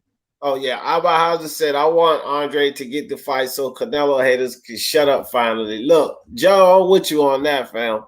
Obaya said, "I agree with DT3 with his assessment of Andre." Yeah. So let Mr. Two Hands cook, cause I got like an itch in my foot. Yeah, man. What's on the menu? You know what I'm talking about? All right, man. So as far as Demetrius, Andre, and Canelo matching up, I mean, I've always wanted to see the fight, so I'd like to see the fight. You know, I like Demetrius, Andre, but I'm just saying, for as far as Canelo and that matchup, I just think that Demetrius Andre is going to find out all of the things that he believes that he really thought that he was asking for.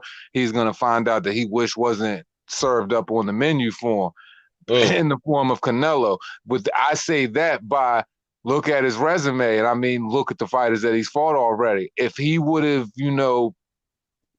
taking the time to put, maybe a Laurel on there or a Derevyanchenko or someone like that, so he could have that, and Danny Jacobs or a couple of those names on there, or even had, Jermell up underneath his belt, so he could say he has some type of experience leading up to it, because I feel as though with what he has right now, it might garner him a fish out of water when it comes time for him to get into that match with a guy who can adapt in 5 different ways that I can think of off of the top of my head. So I just don't see that being good for Demetrius Andre. So could Canelo, take advantage of that and just get another belt and just beat him down easily? Absolutely. I just don't think that would just be smart for Demetrius Andre right now. I think he should take the time to build his resume with opponents that should say, hey, now I really should be in the, the atmosphere of someone like a Canelo Alvarez when it comes to fighting them. But right now, nah. Yeah, but partner's like 32 years old. Yeah. Yeah. And he's 32 years old, and his resume is so damn thin. Like I said, if you don't speak 2 or 3 different languages, you probably don't even know anybody on his damn resume. Yeah. So check it out. And I left this up here because I love these guys. All right, I gotta go. Salute to everybody on the chat. Much respect. My bad. I appreciate you, Mr. Two Hands. I see you stayed in overtime. I appreciate that, fam. I appreciate y'all too, bro. All right. So Prime Fighting Champion. Let me put the link back in the chat because it's 3 up here now. So it's a space for 1 more in case somebody wants to jump on. We're only doing 4 during Speaking Mind Sports Talk Live Daily. So Prime Fighting Champions. I don't want to let this thought go. This man seeing eye to eye with me today. I like that. I think the same thing, Prime Fighting Champion. And not even really just for Canelo, but the point that this is a factor that I think about with Demetrius Andre, that now's the right time to take him out. When it comes to a Canelo fight, he's toast, bro. Because I agree with, see, the thing, this is why I say it. I don't know why Prime Fighting Champions think this way, but I'll tell you guys why I think that this is the prime time to take him out. Because he's not fought anyone that's driving him to get better, to prepare for a fighter that's better than him. You understand what I'm saying? He's a champion. He's 32 years old, like you guys mentioned, and he hasn't been fighting guys that's going to prepare him for a guy that's better than him, which means he's plateaued. He's plateaued because he's going out of his prime. He's not fighting greater competition to get better. So he's basically plateaued. A plateaued Demetrius Andre is not going to be a Canelo Alvarez. Not even close. And so he goes over there. He gets demolished by Canelo. And that's what I feel about their fight. He gets demolished by Canelo. Now, probability of him getting the fight has just went to an all-time high. I agree with Smoke. The zone in general need to do something with both of these guys. Shit, they owe Canelo Google's a money for every fight he gets in for them. whether they like it or not. And him beating up Demetrius Andre will be a good ticket. You know what I mean? I don't think Canelo, as far as the money is concerned, gives a damn about the crowd or not, because he get 35 million packed seats or 35 million, 100 million views. It don't matter to Canelo, bro. He getting 35 mil. So, look, man, I think they need to make this fight happen. As I think okay, that's what's up, Unbiased. As Abba Houses said, you know, they need this. They need this. So good probability, but Andre winning, I say no. Andre is hyped, bro. He's overhyped by his fans. You know, I don't know why people think he's the boogeyman. I don't know why people think Canelo's ducking him, or how he could even be a boogeyman of Canelo when Canelo has fought people like Floyd Mayweather. What the fuck is a Demetrius Andre to a Floyd? If you're gonna fear fighting a fighter that can beat you, it would definitely be somebody like a Floyd Mayweather. If you're afraid of losing a fight or whatever, you know, for that, I think the only thing could be is just scarring your record or bringing down your stock. But these guys are not afraid to punch each other in the face. But if you have some fear of losing a fight, it wouldn't be to an Andre. It would be to a Canelo, or maybe a 175-pound champion in Kovalev. Or you know, maybe a much bigger guy who's much more proven than Daniel Jacobs. But why the fuck would it be a Demetrius Andre? You know, I just don't get the sense and why he would duck Demetrius Andre. It's nothing that he could lose from getting that fight. It's only a game in a Demetrius Andre fight. So probability is up, guys, because Canelo's fights right now is up in the air. It's up in the air, so we really don't know. We really don't know who they're going to fight. And Bubu Andrade ain't no Hall of Famer, man. He's not a Hall of Famer. You know what I'm saying? Like, you don't see Bubu Andrade and think Hall of Famer.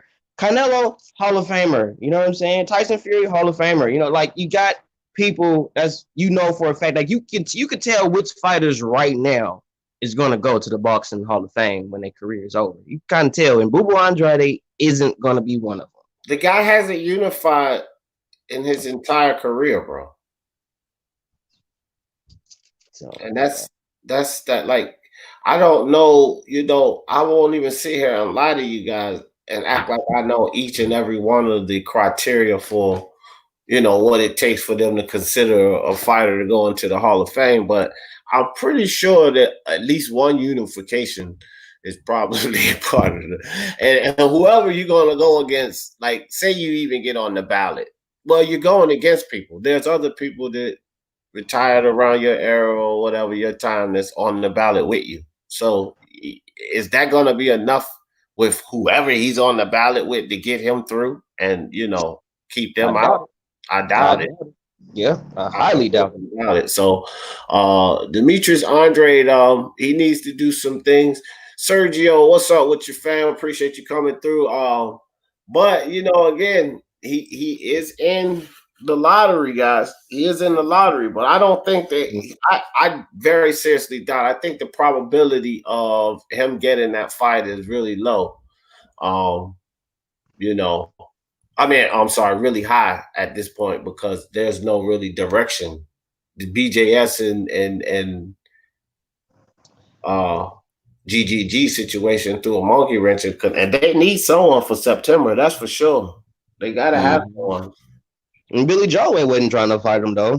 Billy Joe, I'm over Billy Joe. I'm officially over Billy Joe. Billy Joe Saunders don't want to fight nobody, right? He just want to fight people that he knows that's easy pickings, and he want to talk his shit. Soon as, if you notice, every time Billy Joe Saunders is put in there and set to fight somebody that's a real game opponent, he fuck up. He do something stupid. Right. Let me respond to this right quick. El Jefe said he only wants unification and undisputed. Listen, Demetrius Andre, El Jefe, you have to look in this sport here. You have to accomplish, and then you make demands. You don't make demands before you accomplish. He ain't did shit to be making no fucking demands, bro. He has no stock. He's not a pay-per-view buy. He doesn't have stock in his name. He's never unified a belt. He doesn't have enough behind him to demand anything. I want unifications and undisputed only. Who the fuck is he to demand anything? Stop it. See, I try to. I seen you saying a whole lot of nonsense, and I try to stay away from you. El Jefe just gonna go against you on purpose, not to cut you off, D. But El Jefe just like, if we saying something about Bubba Andrade, now he a Bubba Andrade fan. You know what I'm saying? Like, the moment we start dissing a particular fighter, that's the fighter he gonna go right. with. And then he said, that's right. He didn't want GGG. Now, if I am mistaken, it wasn't GGG unification. So how he want unification? LFA. See, that's the shit that made, Anyway, so guys, moving on. Thank you, LFA, for pulling me off for about a minute and 20 seconds. So, back to the Manny's Mega Millions, and of course, as we all know, that's why I'm gonna let you rock first, Smoke. Unbiased might be on by the time we get back around, but I'm gonna let you rock, Smoke, because I know you had some things you wanted to say about Mikey anyway. But this is the Manny Mega Millions. So again, same question, guys. Probability of getting the fight and winning the fight. I want to hear this shit. Come on, Smoke. Give me some bullshit. Right. So, where I left off earlier was the notion that Mikey's with the zone now. Mikey was just, he signed there for one fight. He did a recent interview where he laid out, all the guys he wanted to fight. And they're all PBC guys, with the exception of Terrence Crawford. But he sort of asked Terrence Crawford off the list, saying that Bob Arum is not trying to do business with him. I don't know. I don't know if this is Mikey just telling us how it is, or Mikey just getting himself out of a situation he doesn't want to be a part of. But whatever the case may be, it looks like we're not getting Loma versus Mikey ever. That's, I pretty much gave up on that fight when he moved up to 147. But as long as Bob is in the picture, apparently Mikey ain't getting the fight. So yeah, Manny is actually at PBC. If Manny is if Manny is trying to still have a name on his resume, and while he, coming out of COVID, while he prepares or maybe even builds for his last big hurrah, Mikey Garcia is not a bad choice. But again, I think the risk reward coming out of COVID is a little bit too high for Mikey, but I think it's a very winnable fight for Manny. So the probability, I give it, especially when it comes to either Mikey or Danny, I definitely pick Mikey.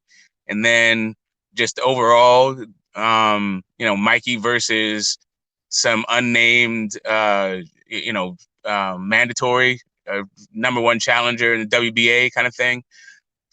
I still think the unnamed mandatory challenger has a better shot, but Mikey has a pretty good shot. I give it like 45% for Mikey. And in the fight, I think that Mikey, Mikey could shock the world. But I would favor Manny.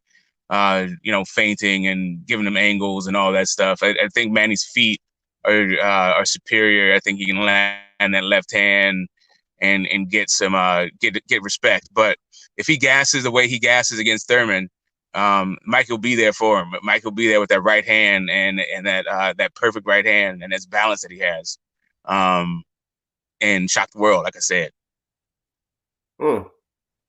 Interesting. Jose Yepes in the building. What's good with your Jose Yepes? Okay. All right, Smoke. I hear you. DT3, it's on you, family. Mikey has the greatest. I mean, like, if there is a hit, a person that's gonna hit, because only people that win lottery is old and Puerto Rican people. So Mikey gonna hit that lottery before anybody. Mikey, I think, has the better chance of hitting that Manny Pacquiao lottery than anybody. I really believe that. For some reason, I'm noticing a lot of these PBC cats are quick to call out, or quick, not call out, but quick to call Mikey Garcia's name as if he is a credible opponent to fight to the welterweight division. This is a guy who left super lightweight and lightweight to fight at the welterweight division. Mikey Garcia is not going to win a fight at welterweight. Let's just be clear right here, right now. Mikey Garcia will not win a fight at welterweight. If he does, he literally does what Get the Smoke just said, shock the fucking world. But Mikey Garcia is not going to win no fights at welterweight. He ducked Loma because he can't deal with people that's going to move around him and box circles on him. He can't win those fights. He's too flat-footed. If Jesse Vargas could put tips on you, what do you think an elite, I don't care how old Manny is, what do you think Manny Pacquiao going to do? Manny Pacquiao's style is not to stay in front of you. He's not going to stay in front of you the whole night. I don't care if he gets tired. I don't care if it's round 1 to round 12. Manny's going to be all over the place. And Mikey is not going to be able to time him because he's going to be moving so much and getting hit at the same time. And Mikey does take unnecessary punishment to try to get your timing down. So Mikey will probably lose 5 to 7 rounds before he actually even be able to get Manny's timing down. So, and Manny got popped. And I think Manny is going to get him with some hot shit. If Jesse Vargas can stumble you, kind of lightweight wobble you, I think Manny will give you some problems. I mean, Manny still put Keith Thurman on his ass. And I agree with Smoke about, Thurman making it a harder fight for Manny. I mean, Thurman basically kind of wore Manny out. That's why you saw fatigue, because Thurman still kept coming. Regardless of what Manny did to him, Thurman still did keep coming, even though he took a lot of unnecessary punishment as well. But he still kept pushing the fight. And when you're pressing the fight, that does tire you as the fight goes on. But I don't see Mikey Garcia doing anything, and I mean anything, with a Manny Pacquiao. But the probability, in my opinion, is higher for Mikey Garcia to get that fight than any welterweight in boxing today, in my opinion. Yeah. Well, guys, Mikey Garcia, I don't think Mikey Garcia can fuck with Manny Pacquiao. I don't think that Mikey Garcia is suitable. Robert Garcia was saying himself that the only fight that, his son Peter and his dad felt comfortable with Mikey going for at this division is Manny Pacquiao. Not Danny Garcia, not Sean Porter, Errol Spence, and freaking Crawford out of the question. They only feel comfortable with Manny Pacquiao. And there's a reason for that. Mikey can want to do what he wants and achieve greatness and all of that. But the whole goal for him being at 147 was to capture another title, to get that 5th division championship. And his best chances at doing that is versus Manny Pacquiao. But I think Manny beats him. I think Manny overwhelms him, just like DT3 said early on, and he does enough to maintain that. And Mikey's been on the canvas before. I don't think Manny stops him, but it's a good time we could see it's a good chance we could see Mikey hit the canvas as well in that fight. But here's the wild card to that fight. Any day now, we're going to see Manny Pacquiao turn old overnight in a fight. And we don't know when it's coming, guys, but you best believe it's coming. And if it happens in that Mikey fight, okay, it could be something different. But we gotta really expect that. Like, Father Time is undefeated, bro. Eventually that shit's gonna catch up to Manny Pacquiao. What would be funny, not to cut you off, D, but what would be funny would be if, like what we had discussed over the phone, is the Mikey Garcia fight might be the fight where Manny actually literally just aged right before everybody. Right. And then Mikey looked like this huge star. You know what I'm saying? So you're right. I agree with that. It could happen. And that could be the fight where it happens.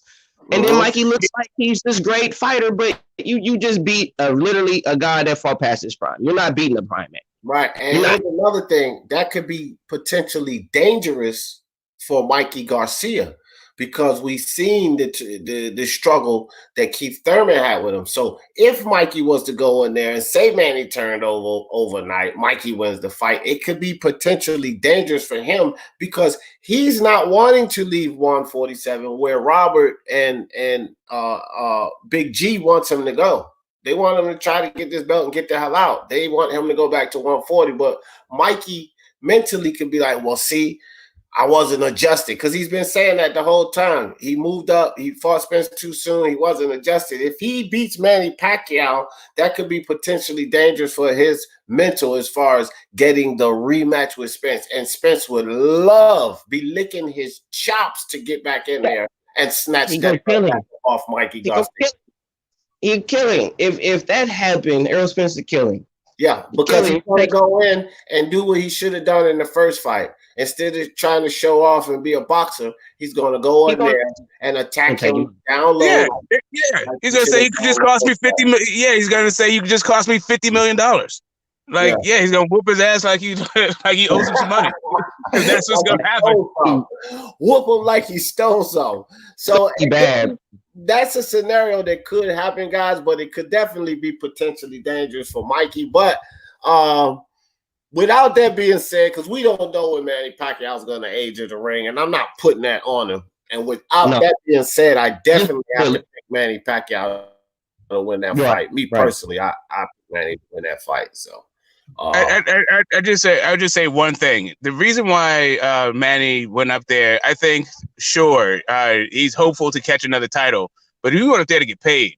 Like that, Mikey was never really, that guy like trying to achieve greatness in the ring. He had 1 foot in the ring, 1 foot out of the ring. He wanted to be a cop at one point during his championship run. I think my man is just cashing out. I think he's looking for the big fights, for big money, and that's about it. If a title comes along, then fine. But I think he just is looking for paydays, and that's not what's happening at 140. They got some killers down there that you don't get very much money for fighting. Right. I agree with that. Yeah, I agree with that, because at 47, that's all he's looking for is big paydays. He said that in so many interviews, Smoke. He said that, I'm just looking to get the paydays, and I'm at the end of my career. I'm trying to fight the big fights and make the most money and all that. Like he kept saying that. So the fact that you just said that, it reminded me of Mikey has been saying that in all these interviews. So all he is trying to do is fight Pacquiao, and the potential to possibly beat Pacquiao, to get a rematch with Earl, to possibly, hopefully, by the grace of God, maybe beat Errol Spence, which will not happen. But I think he's literally just looking for a cash out and dash out. For sure, bro. For sure. But I mean, can you blame? I think in a sense, both of them are, and both of them are at this point the most valuable fight to each other, because by Mikey being with the Zone and Pacquiao just being Pacquiao and himself, I think both of them are the most valuable fight for each other at this point, considering not getting pummeled into oblivion. Okay, so we can consider a Spence or Crawford fight because of the belts. But so let me put that revision in there. This is the best fight and most lucrative fight for both of them, considering not getting most winnable fights. The most lucrative winnable fights for both. Smoke, like, this is the best probably matchup where you can get a good penny out of it and not get brain damage after. You know what I'm saying? So, B-Space in the building. What's good with your B-Space? B-Space said, Hefe, please break it down for us. B-Space, you could try all you want, but that nigga couldn't break down a wooden stick that been soaked in water. It's hard for Manny to be actually favored in one of these big money fights, but I think he would definitely be favored against Mikey and probably against Danny. But he's not going to be favored against Crawford or Spence. So, no. And I think anybody that would do that is just really not being honest. They either got something against Crawford or they got something against Spence, but I don't think that would be honest to say that he's going to be either of those guys. By my opinion. And like I said, I think I pick y'all heard me pick Danny over him because it's just again he beat up Keith once upon a time, Thurman. He didn't he didn't beat up Keith one time, Thurman, and so I guess as we have it, Mikey Garcia. To sum it all up, guys, as we have it, Mikey Garcia wins the Manny Pacquiao Mega Millions. And with Canelo Alvarez, did we have Andre winning that? Is everybody had him? We gave it more to. Oh, yeah. It was kind of I would say Andre or Plant. It was kind of 50-50 between those two, right? Andre and Plant. Yeah. Okay, yeah, I got Plant going to the PPC, right? I got Plant going Benavidez unification. Okay, so we'll say it like this. We got Mikey Garcia winning the Manny Mega Millions, and Caleb Plant and Demetrius Andre turned in the same numbers for the Canelo Powerball. right on. Surprise, dog. But it looked like those two are probably at this point maybe the forerunners for the Canelo fight. We could say it that way, that it will probably be Caleb Plant or Demetrius Andre. I kind of hope that it's Demetrius. Wait. Okay, hold on. About to cut you off. Wait. Demetrius Andrade, Khalid Plant. Who you got? Winning the fight? Who you got? Demetrius Andrade, Khalid Plant. Who do you got? All right. Before we move to that, let me do two things.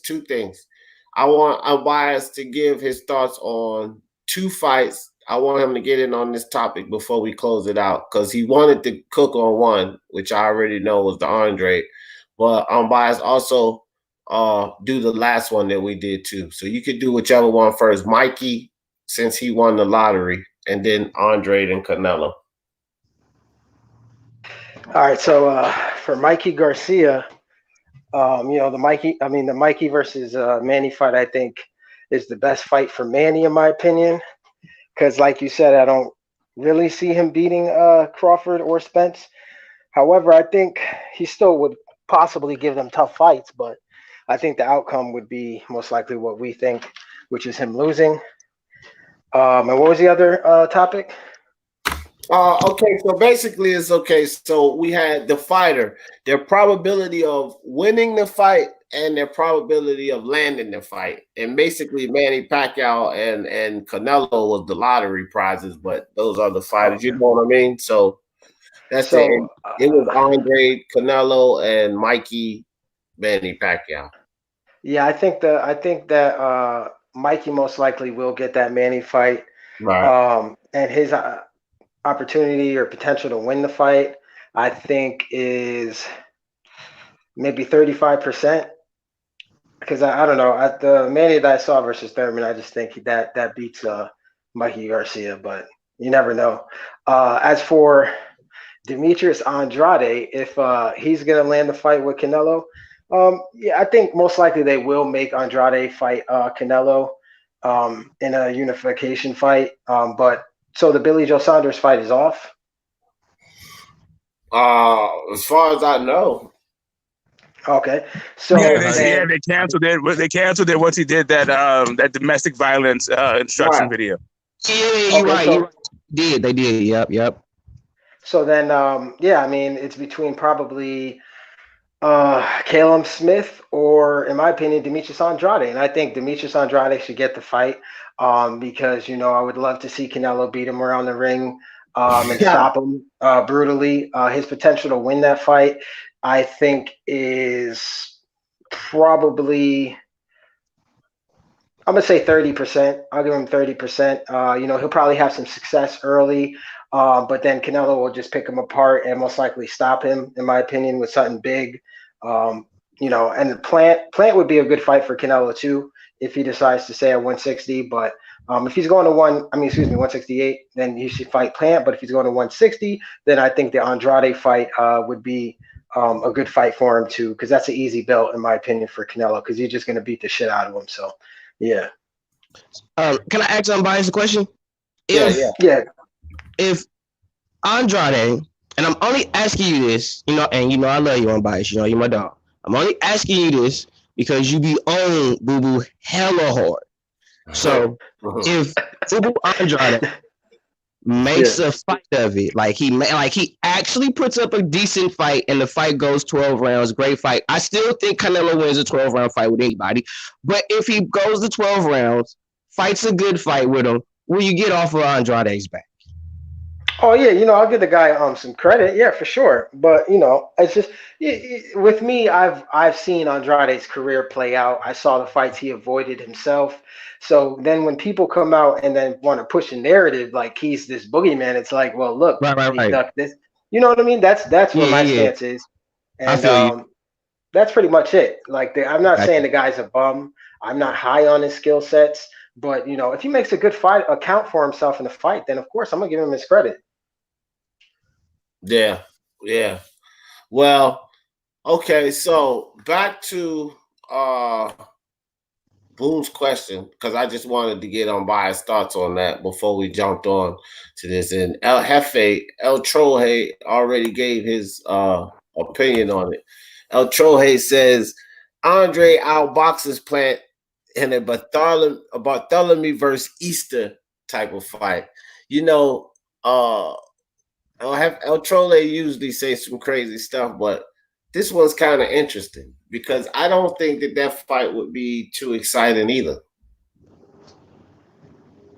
No, but I would definitely pick Plant to beat him. I know people think I'm an Andrade hater. That's cool, but I think from what I see from Plant, he's a really good boxer. I mean, I said that I think he could beat Benavidez. That's just my opinion. So he also has some decent pop. He places his shots very well, good body work.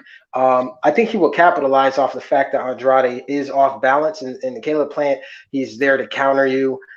He sets up his shots very well too. So I think he would outbox, and I mean maybe he might stop Andrade. I don't know. I don't know how good his chin is really. Yeah. Smoke, what you think about it? Who you think in that fight? Caleb Plant, Demetrius Andrade. Well, I mean, wow, that's not really fair to Demetrius Andrade, right? He's coming up from 154, really, and he hasn't really done anything at 160 to make me think he's gonna be able to do anything at 160. Yeah, I don't. I feel like that's an unfair fight for Demetrius Andrade. Today is just like hate on the Andrade day, huh? Yeah, I think he gets the hell beat out of him. Actually, I think he's beat up for 12 rounds. At least Canelo, I think the pain would stop at some point early. But yeah, 12 Caleb Plant is just punishment for 12. Yeah, well, until he gets tired. I mean, he might get tired and like ease up, so it's a different kind of ass whooping. But yeah, I don't think he wins around in that fight. All right, well, check it out. It ain't no Andre day. I got the totally different than I do. Well, I still, not to cut you off, D. I'm sorry. Go ahead. Well, go ahead, fam. Go ahead. I agree with the victor, but I don't agree with how the outcome. I got Khalid Plant winning due to the fact of the points that Smoke touched on. That Andrade came from 154 pounder. He has not done very much at 160. That was Smoke pretty much took my point with that. That's what I was going to touch on, was he's coming up from 54. He hasn't done much at 60. Khalid Plant is an actual 168 pounders, fought 68 pounders, world champion at 168, and has defended his belt at 168 pounds. So he is a legitimate 168 pound fighter, super middleweight. And I think Andrade, he has decent pop, but I think he'll probably, stumble Plant a couple of times. I do think Andrade would win some rounds, and I think the fight will be closer than you guys think, and I think it will go 12. But I do think Khalid Plant's volume punching and accurate punching will be the biggest play and the difference in the fight, because he's hella accurate and he's a volume puncher and he's a volume puncher. And I don't think it'll be very boring. I think Khalid Plant will take the fight to him, but in a boxer type of way, if you understand where I'm coming from. I think he's not going to be stupid, but I think he's going to take the fight to him and in the mid to later rounds start just putting work on him, putting hands on him. And Andre is just going to be trying to catch him with single shots, and that's not going to win rounds. Yeah, he might catch him, and that might hurt him, might even drop him, but it's not going to win rounds. And I think Khalid Plant's volume punching and accurate punching will get him through and get him either the unanimous decision or a split. My only thing with that is I don't know how hard Andrade hits, you know, except for 160, you know, let alone like 168. Because I mean, yeah, I'll give you, he dropped Selecki in the first round, but then he was landing like bolo shots he was throwing from like, you know, out of nowhere, and he was landing those, and Selecki was still just standing there. So I don't know. I mean, I feel like Caleb Plant, he showed his chin versus Uzgatagi, that he could take some, you know what I'm saying? So I don't know if Andrade's power would be that much of a thing versus Caleb Plant. But I agree, Caleb Plant lets his hands go, precise puncher, very accurate. I think it's a bad matchup for Andrade, to be honest with you. But you know, it is what it is. But we all got him winning, though. We all got the same guy winning. Well, at the end of the day. I ain't get mine yet. I think Andre would take that fight, dog. No, I'm playing. No, I'm just bullshitting. I got Caleb Plant romping Andre's ass. Look, I'm biased. Kind of slipped in there and said some things that I was going to talk about. Is with Caleb Plant, I think initially he's going to go in there and take some chances and see what Demetrius Andre has to offer. Well, Caleb Plant been getting hit by 168 pounders, and I'm not really convinced of Demetrius Andre's power. Now, I'm not saying that Caleb Plant's going to walk through his punches, but I think that at some point Caleb Plant is going to realize that he don't have much to offer at all. And once that happens, you know, that's with any fighter. Once that happens, it's a wrap. When he feel like he don't really got much for me, Caleb Plant's going to take advantage of him. Because, you know, he's a good boxer. He'll get in there and ain't going to be no running because this is a guy that moves around like you do. You know what I mean? So he's going to get to you. And these shots are going to hurt harder than fucking Keebler and Selecki. I can promise you that. Yeah. I think the moment he realizes that Andrade has nothing for him is when they sign the contract. And that's the point. Like, I think in the walk to the ring, he's going to know he's got nothing for him. With the opening bell, he's going to know he's got nothing for him. It's just, I mean, how is Andre going to actually change Caleb Plant's mind at any point? Like, what has he got that's going to be like, yeah, I do have something for you. What's he going to do? Like, hit him with that straight left and then, like, fall into him and hug a bigger dude? Get ragdolled? I don't get it. That would be his only to be, and I'm glad you stated that, because as a fighter, and if he wanted to fight a smart fight, like that's what I'm saying, like that would be his only go-to, would be to catch him with single shots, holding, and try to hopefully win rounds like that. But there's no way, for one, you're going to win rounds like that with a guy who is going to move on you like that, who is an accurate volume. Understand what I just said? Accurate and a volume puncher. It's not just accurate and he just throws little one or two shots. This dude is accurate and he throw punches in bunches. So it's like you're not finna win rounds throwing single shots against any guy like that. Yeah, that's what I'm saying. And you know, and like I said, naturally bigger guy. That's why I don't really see him winning rounds. Because you know, at what point is that going to be enough to win rounds? And then if he wants to get on his bike and try to show how sweet he is, I think Caleb Plant can cut off the ring on you know, I don't think Andrade's that sweet to begin with. Also, but we can see he's all right. We're not really factoring in if Caleb Plant's having all this success that we're talking about. Is Andrade is he asleep? Like, how good is his chin at 168? We don't know that. You know what I'm saying? Like, Caleb Plant dropped Uzgatagi, who I think has a pretty good chin. You know what I'm saying? So, I mean, he looks like he has some good pop. So, I don't know. Yeah, I can see him catching it with something maybe, but I think Andrade has enough heart to go through, and I don't think Caleb Plant's a killer like that. I don't really see him as a finisher. I will say this about the two. In my opinion, it's a better chance that Caleb Plant is going to be able to take what Andre has to give than Andre being able to take what Caleb Plant has to give. I'm just gonna say it like that. What about a fight with Andrade versus John Ryder? Yo, I suggested that. I said that. Ryder beats Andrade. If he fights him like he fought Callum Smith, if Ryder, I'm just saying, like, now if Ryder fights him stupid, Andrade gets him. Don't get Andrade fucked up on that. I'm not gonna play that game with that. But if Ryder fights Andrade the way Ryder fought Callum Smith, Ryder beats him.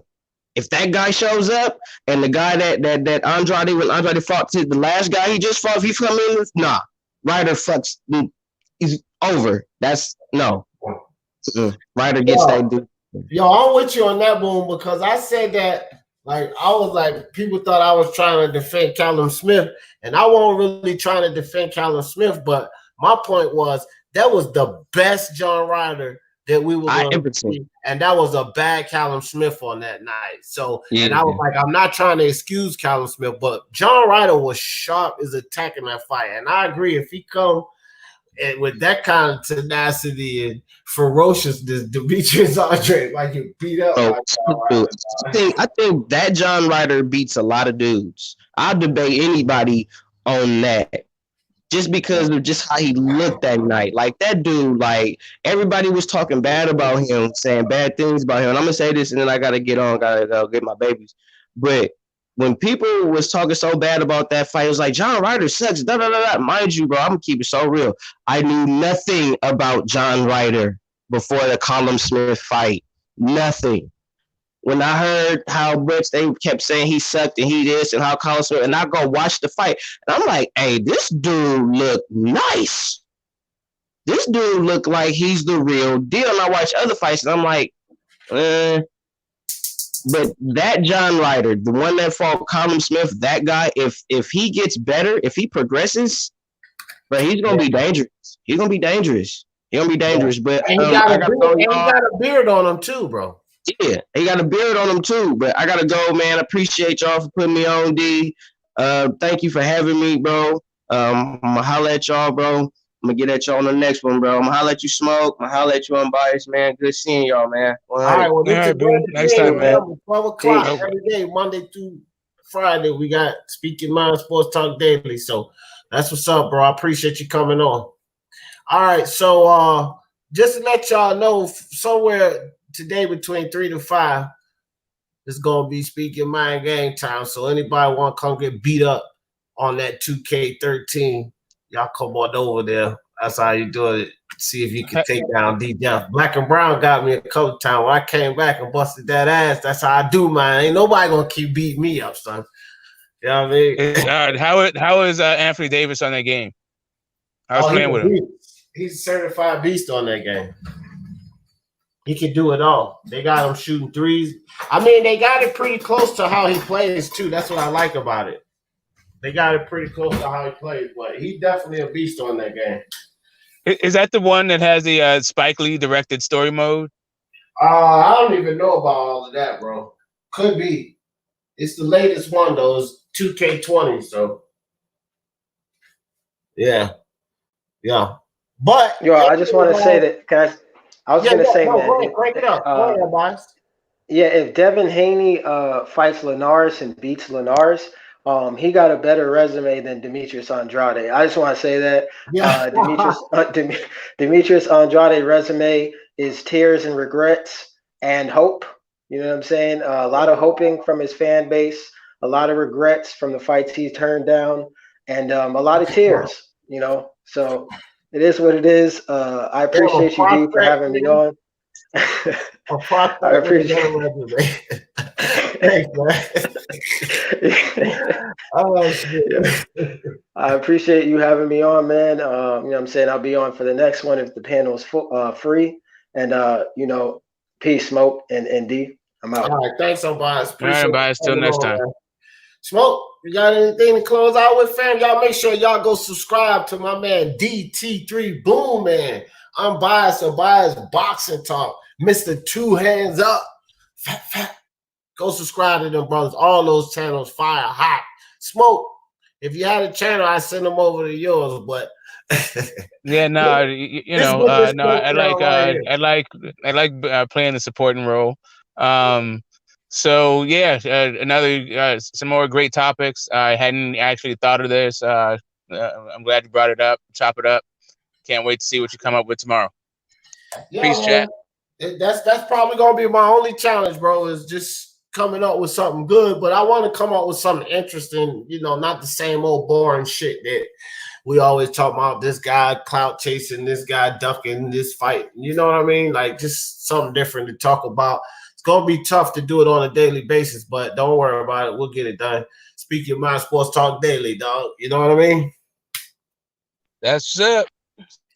All right, guys. So I appreciate all y'all coming through. Queen Lisa, as usual, Martin Machine, Prime Fight Champion, my man Jose Yepes, Sporting Advantage, Chin Smoke, Toby in the building, Tim Dub up in here, Samuel Shaw, Boxing Monster, B Space. Oh, fuck, man.